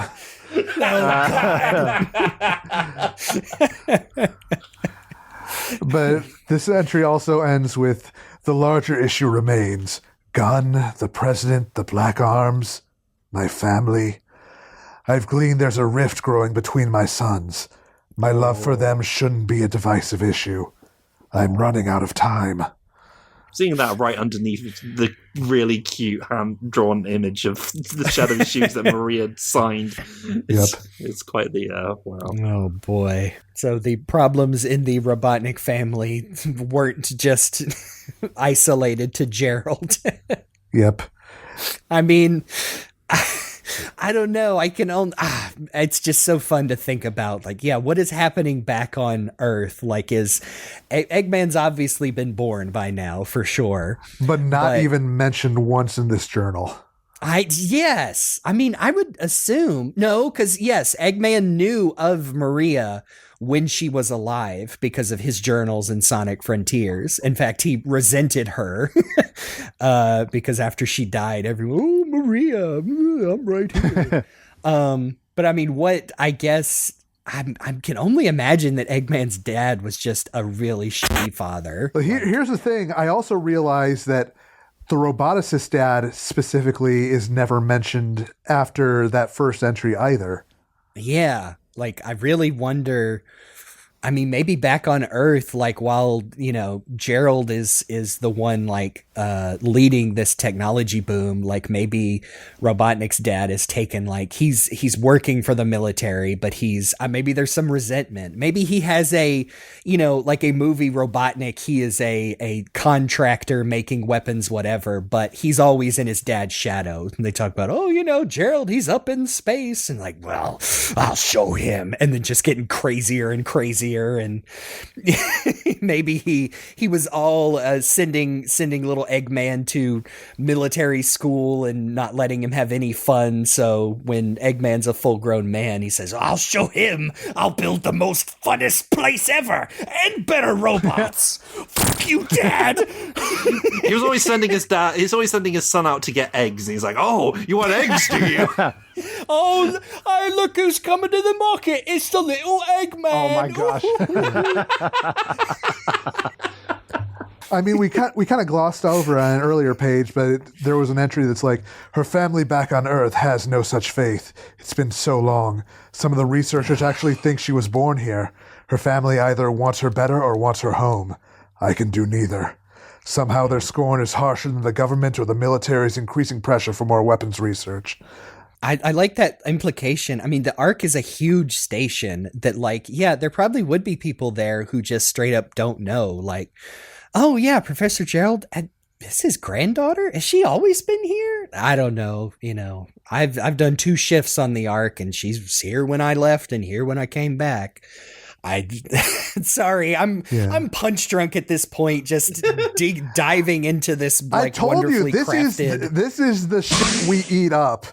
Yes, and it's not just lore for the sake of lore. It is combining all of this into a coherent story. So it's not just the like, oh, I love lore, like, but in the story's just second thought. It is taking all these disparate pieces from over the years, turning them into a coherent narrative, and actually turning the characters involved into like 3D characters. I know, I was a fool for thinking we wouldn't spend 4 more hours on this. We're getting there. We're getting there. We're getting there. Speaking of which, we're in entry 670 where Shadow has finally awakened. Oh, by the way, Maria's parents had a second daughter. Maria has a little sister. That was important to mention because she did not seem to show any signs of the condition that Maria was born with. They've already run tests and she has none of the genetic markers. While this was welcome news, the unspoken commentary was received loud and clear. I must save Maria. I must get my family back. The worst part of it is it starts out with back on Earth, my son and it's crossed out and replaced with Maria's parents. Man. Oof. My heart hurts. Because I know how this is all going to end. Like I said, this is just, the story of one man's life spiraling out of control and refusing to accept that he can't fix everything. So we get another entry straight from Sonic Battle about, the Gizoid going out of control. We get one more that says that because of the Gizoid's rampage, this is what causes the artificial chaos to start going out of control that causes the Lost Impact stage from Shadow the Hedgehog. Yeah, I was going to say. Oof. Yeah, that's the worst thing that's happened so far. Having to play that. But yeah, this proves that specific mission was not just, an altered memory that Black Doom created. That actually happened. And apparently that was the thing that caused the SOS to be sent to Gun, and it's led to the raid. And from here, it's entries straight from Battle and from Adventure 2. And if you could see the pages, they are deteriorating. Erratic, let's say. It is hard to look at and to see how far this man who has been letting things fall out of his control has fallen. And it comes down, like, everything is, like, written in, like, this nearly illegible chicken scratch until this last page with all these ink smears, probably tear stains. Oh. Can I read this one? I got this one in me. It's just from Sonic Adventure 2, but it's...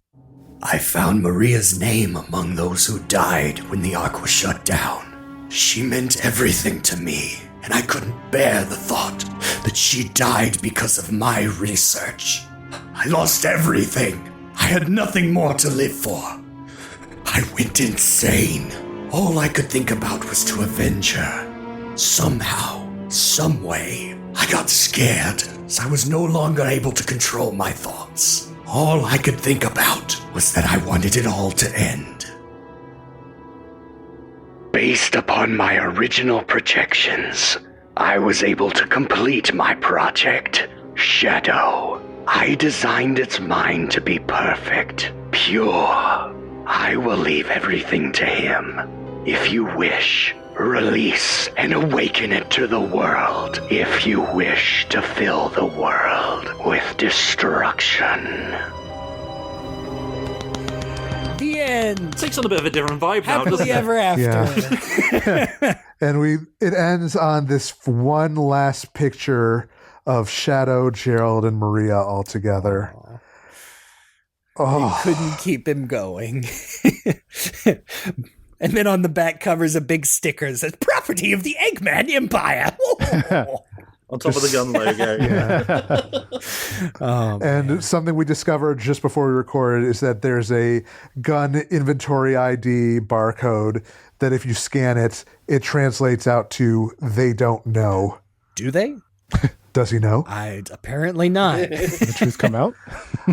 Now, here's the thing. We didn't dwell on it too much, but yeah, Maria has a baby sister. The common speculation I have seen, and I might actually believe it too, is that she is the lady from that Tales tube years ago. Yeah, Oh my with the God, purple that one. hair. Yeah. Yeah, everyone was like, no, hold on, hear me out.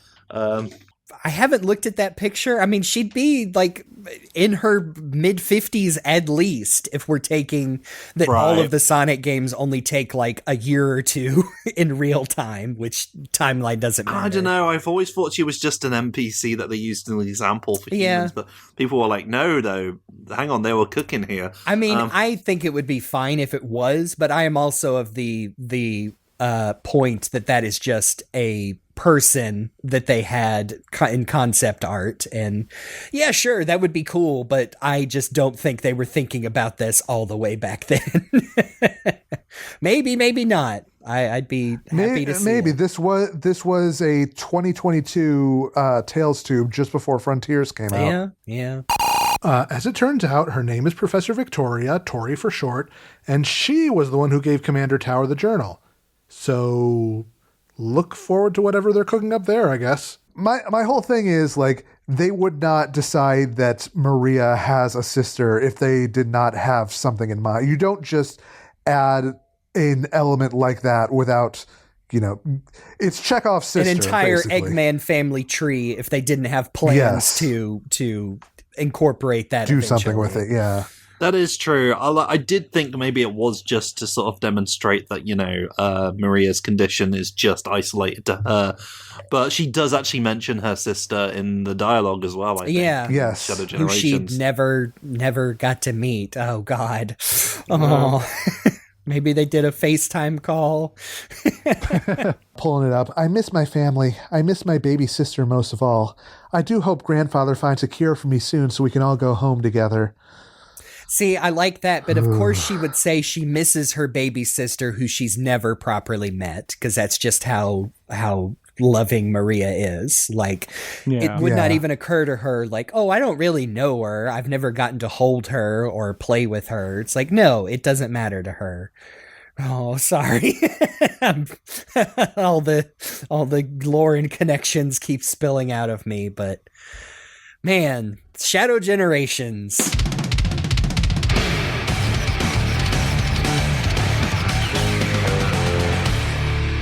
Like, I feel like we've said all that needs to be said. I think it, even with its fumblings, and there are fumblings, Yeah. I think this is, taking what they started with Frontiers and moving forward in a really solid way and laying a foundation for a lot of really interesting things, both from a gameplay side and from a story side. Yeah, I basically said as much throughout the whole thing, but it, I don't want to say it in a shitty way, but it really sounds like they have latched on to what made Frontiers successful, and maybe it's just a better working environment. It just seems like Sonic Team as a whole is in a really good place right now, and I for the artists and people working on these games, I hope that's true. Just to take it back to these games art made by a still a large group of people, even though Sonic Team is very small, and I wish them the best. I hope it keeps up. Yeah, and I also think that, above all else, this says to me that Sonic Team finally has a good sense of Shadow as a character again. I think that they finally locked in on what makes the character so appealing and, like, what makes his story so appealing. And I'm hopeful that means that they're going to be able to do more and more interesting things with him, going forward in future games and comics and other media. That's kind of the thing now. All my issues with the story and the game aside, what they have done is they've reintroduced Shadow in an effective way overall, in a way that people are like, oh, so he's not just evil Sonic or Dick Sonic, Or I guess. Vegeta. He's actually he's a character with his own story and trauma and things, and now he can actually be used in media again effectively, and not just because, well, we got to put him there because he's Shadow, everyone loves him. So that's a step forward from what we had recently, which was so I really think that after Sonic Frontiers, Shadow's Generations was the smartest move that Sega could make. And I know when people frame things in that way, that's usually not the kindest thing to say about a game. But like in this case, I think it really is like the best thing that could have done, because Sonic Frontiers did change up the style a good chunk, not entirely, but like enough to like really revitalize it and, you know, make people like it. And so they brought it in here and they refined it a little bit with Shadow into a smaller game, which we already compared as like, it's very similar to the whole Super Mario 3D World re-release with Bowser's Fury attached, because that got to experiment with Mario's gameplay in a very positive way as well. And I think this is such a good decision on Sega's part, because it makes me think of with me like just loving rock and metal bands like throughout so much of my life, and like seeing their history of progression, it reminds me of how a lot of successful ones, like when they go through some sort of big change, or like if they release like a stellar album and they're like, where do we go from here, a good portion of them release a shorter EP that like continues the style but also throws in some experimentation, so that they're not locked into a bunch of trying new things. They have like a short project where they can try a few things, still give people what they like, and then gauge people's interactions and gauge their feelings on it and see where they can go from there. And I think Shadow Generations is a really good, solid game, but also a good experiment to see what are the fans saying, what do they like, where do we go from here? Yeah, what a great analogy with the EP there. That fits perfect. Yeah. It's pretty good, I think, overall. That's my sort of stance. I don't call it the kind of peak that people were telling me, and I'm not begrudging people for enjoying it and thinking it's great. I just think recency bias is a big thing in Sonic fans and fans of media in general, being like, I can't believe this new thing I've just played. I've just heard about it, and I think it's the best thing I've ever heard. And, you know. I mean, I will say this, as of this recording, the combined remaster Sonic Cross Shadow Generations is currently the highest rated 3D Sonic game on Metacritic. Yeah. Which is curious to me. I'm not sure how that happened. I guess it's just solid overall. I meant to point that out too, that like, I'm sure that was also part of the surprise, is that yes, this was getting reviewed quite well by the games press as a whole, which, not to get into that, you know, there are only so many outlets that even do numeral based scores, and they're only getting fewer every day. Yeah, not to even get into that, but I think it without, which is a whole other kettle of fish. We can't hash that out on a 4-hour long episode about Shadow Generations, but that it was being also well received by outside the Sonic fandom bubble. Like, they were already heading that direction with Frontiers, but actually managing to crack that with this game, like, you know, that's not nothing. And I'm hopeful that means that, you know, getting that, like, those high ratings combined with the fact that it's apparently already sold 1.5 million. Yep. Like, I'm hoping that sends a message to Sega's higher ups to be like, hey, they know what they're doing. Give them the time and the resources they need, and you will get results. Oh boy, yes. Which, hey, we're going to end on one of our radical highways here. The major problems you have with Sonic games always go back up to the people with the money telling them what to do. Going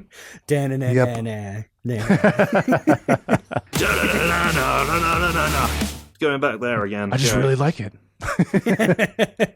But yeah, I think that this has reached a point where, like, if somebody was to say, if you only have to buy 2 Sonic games, a 2D one and a 3D one, buy Origins, buy Sonic Cross Shadow Generations, you will have a great time. For most of it. It depends on the person. I think I would agree. I think it's definitely Sonic Generations. I mean, what they've done with Shadow has made it more of a intro to this character and series, whereas Sonic Generations is definitely a celebration for fans, mostly for existing fans. But yeah, with this package, I definitely think, yeah, it'd be a good introduction to what Sonic games are like now. And then you could say, hey, did you like Shadow Gens? Well, try Sonic Frontiers. That's the other, newish Sonic 3D game. So... Nah, it's shit. Everyone says it's shit now because Shadow Generations came out. And like, can we finally admit that this one was bad? Can we finally shut up?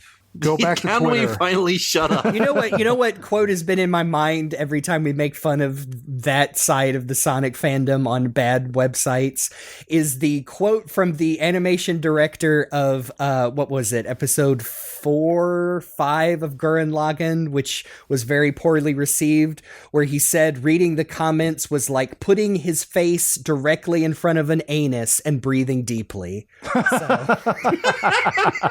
Yeah. Sorry, I'm done. I'm done talking on this episode. Like, I'm just happy that we have a game that is doing well, is fun to play, and is actually like getting traction outside of the usual circles. I'm hopeful that this leads to great things in the future, both for Sonic games in general and for Shadow as a character. And if nothing else, it's leading to a video game with Keanu Reeves doing a voice role in DLC that will be out by the time you hear this episode. Yep. So that's right. Drop in later to talk about how that will be. Time travel, man. It's confusing. All right. Well, if you insist, past Chris, here's that drop in you were mentioning. Hey. We all played the Tokyo level, and it's pretty good. Yeah. I quite like it. It is really cool to have Keanu Reeves actually in the role for this DLC because, I think we're all used to, as video game fans, like hearing somebody do hopefully a good impression of the celebrity in a video game, but it's actually cool to have him in there and him do a mostly good job. Yeah, it's not as strong as the movie, I'll say. Yeah. No, which, I mean, I'm glad to be able to say his movie performance is better, but I will definitely say it's not as bad as it could have been. There are definitely some where, and I mean, we say this all the time, we don't know the circumstances of the record. Was this was this tacked on to the end of something else? Just like, we got less than an hour to read these, Mr. Reeves. But no, I think he's actually got some really solid deliveries, and there are a couple of lines that go hard. Yes. Also, this, hey, mild spoilers, but if you wanted to hear Keanu Reeves as Shadow the Hedgehog say the iconic Chaos Control, this is the only place you'll hear that. Sorry. Yeah. I mean, it's pretty cool though. He says like all the Chaos Control lines and such when Shadow uses Chaos Control, said by Kirk Thornton in the original game, are re-performed by Keanu Reeves here, because as we know, it's not actually Keanu Reeves' Shadow. It's our Shadow, the game Shadow, inside the slightly different form that is the more furry movie Shadow. So whatever. And the level itself is really fun. It's only the one proper act and 2 challenges, but yes, the presentation is great. It looks gorgeous, like holy crap. Oh, like it's based off of the Tokyo that is in the movie. Features a banging ass Teddy Lloyd and Jun Senue remix of Westopolis. Like, oh, that's there's what your they were Westopolis saving. representation. Your Shadow the That's Hedgehog what they game were saving representation. it. I think it's a big spectacle, which is great the first time you play it, but as you're replaying it, there are a few like, okay, this is just a cutscene where I'm like, man, I kind of wish the timer would stop, because I could shave a full 30 seconds off my time if not for this this baked-in sequence. But doesn't mean it's not cool. It is very cool. Yeah, the level is a little like hallway. Like there's, I immediately think of the part where you're doing Subway Surfers, but it's all right. If the most negative thing I think I have to say is it feels more of a really good demo for the main game, especially if you've not played original. But this was part of the season pass / sold separately for, I think, about $6. And I mean, it is definitely worth playing, especially if you liked base Shadow Generations, but yeah, it feels like in a different time this would have been like a free tie-in for the movie, if you know what I mean. Yeah. But I mean, obviously a lot of work went into I it. mean, it is appropriate that this is one that has like more sort of cinematic sections, considering it's based on a cinematic movie. But it does take me back a little bit. It's like when you get the game version of a movie that's based on a game, like back in the day, like when you had your Street Fighters, the movies, the games. Yeah. I don't know. It's kind of nostalgic for me. I enjoy Yes. it. Yeah. Overall, I liked it a lot. Yeah. And I would like to give a special shout out to Matt McMuscle's playthrough of Shadow Generations, because Rising Superstar Liam on the controller actually spent a good 20 minutes or so just slowly walking through this level and pointing out all of the like comparisons to real life Tokyo, since he lives in Shibuya. Yeah. Good So boy, definitely Liam. go check that out because it's very cool. Yeah, I was gonna mention, I saw a video on Instagram where somebody was comparing like the run through of the level with actual sites in that area of Tokyo, and like I think it's like 95 or so percent like accurate. It's really cool. Shibuya has got so much mileage in like anime and games over the years. Like you're going to see Yeah. one version of that, what is it, the 109 building, with a different number most of the time because they don't have the rights to that. A million times in so many things. If you're like a The World Ends With You fan, wow, you probably had a lot of fun with that too. So Yeah, I was going to say, pan the camera, have Shadow pan the camera over a little bit. You might see Sora and Yuzora fighting on top of the building. also, there's a little Easter egg of the Mean Bean returns, but this time it has a Starbucksian style image of, let's face it, Adventures of Sonic Robotnik. Oh, it is 100%. Cannot believe that. I mean, technically, he is a beautiful. video game star from Mean Bean, the original Mean Bean Machine. So, I know. Wasn't there also a was that in the movie itself, or was that in this level? Was also another sneak peek at Professor Victoria. That's in the movie. Yep. Okay. there it is. Well, I look forward to learning her full identity and learning more from the drop in this episode I've already put in that Luke recorded behind the scenes. Anyway, that's it. So now nobody in the comments gets to be like, wait a minute, you didn't talk about the thing. Oh, you did talk about the thing. That literally happened recently. I thought that was quite funny. And all four of us got to talk about it. Back to your regularly scheduled episode. Back to the past. Well, one thing we can look forward to in the future is Radical Highway is going to return in all the games now because they've got those assets and they really like it. Yay! So now we've got one more level to add to the list. Radical Highway, more like a sand highway.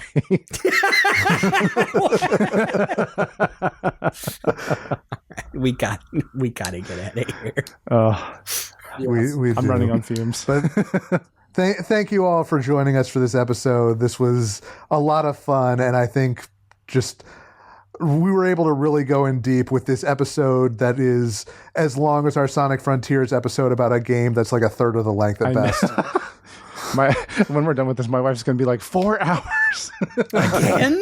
You don't understand. It's about Shadow. He's a big deal. Honey, we need to have a talk. Look, Keanu Reeves says he's cool, okay? And that's enough for me. But until next episode, you can find me on the various socials, except for one, at Cyberlink420. You can find me on Blue Sky at jeremybaker.actor and other places as Game Buddy, sometimes with a 123 at the end. You can find me all across the internet except that one, Falero. That's Faulero. Love that jingle. You can find me on the socials as Rock the Jake, and you can find me on twitch.tv as Mr. Rock the Jake. Special thanks, as always, go out to Amy Waters for the use of our theme song from the album Gotta Go Slow. You can check out more of her work on YouTube and Bandcamp, and if it's a Bandcamp Friday, go show Amy some love. Especially because by the time this episode comes out, her new album will have been out for a while now, so go pick it up. Mm-hmm. That's true, yeah, go pick that up. And remember to subscribe, review, share the show. Help us get out there because we love doing this show. We want to keep doing it. And, new Sonic games and Sonic stuff are just going to come out. We want to, be able to cover them without completely letting stuff fall behind. So your support helps in that regard. Yay. But next time, I say this a lot, but we're in for a weird one. Boy, are we! We're talking about a topic that I wanted to do specifically. We're talking about Sonic foods. Yeah. That's right, Sonic foods. Food Sonic. Yeah, He's bringing that joke back. hell yeah. That's Yeah, what I no, do. Gyros. Yes, my There- favorite Sonic short still. Yeah. There have been a lot of Sonic branded foods, and we want to do a deep dive on those. So expect that next time. Please make sure to eat before listening to it, or you will get hungry. Yes. And also, in conjunction with that, expect some fun video content with that as well, because I know for sure I'm going to try to make something from the Sonic cookbook. Hopefully somebody else here will try too. Yes, I want to as well. I remember having that idea way back when the cookbook came out, and then we had to destroy and remodel our entire kitchen. So that went on the back burner, but everything's okay now. Well, you can't expect me to cook anything. I'm British. Come on.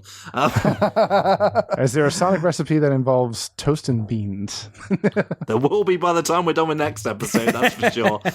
Sonic's mean bean toast. Ooh.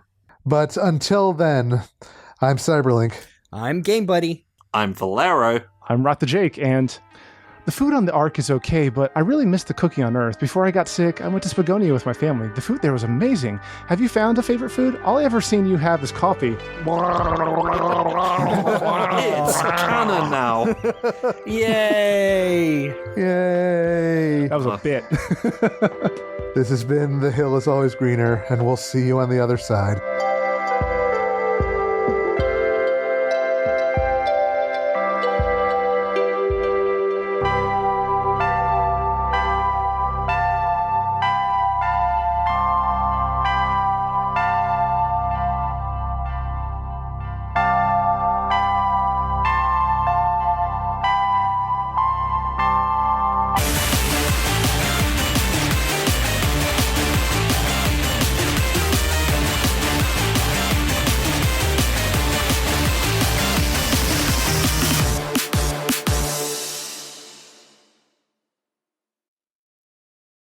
Chaos! Control!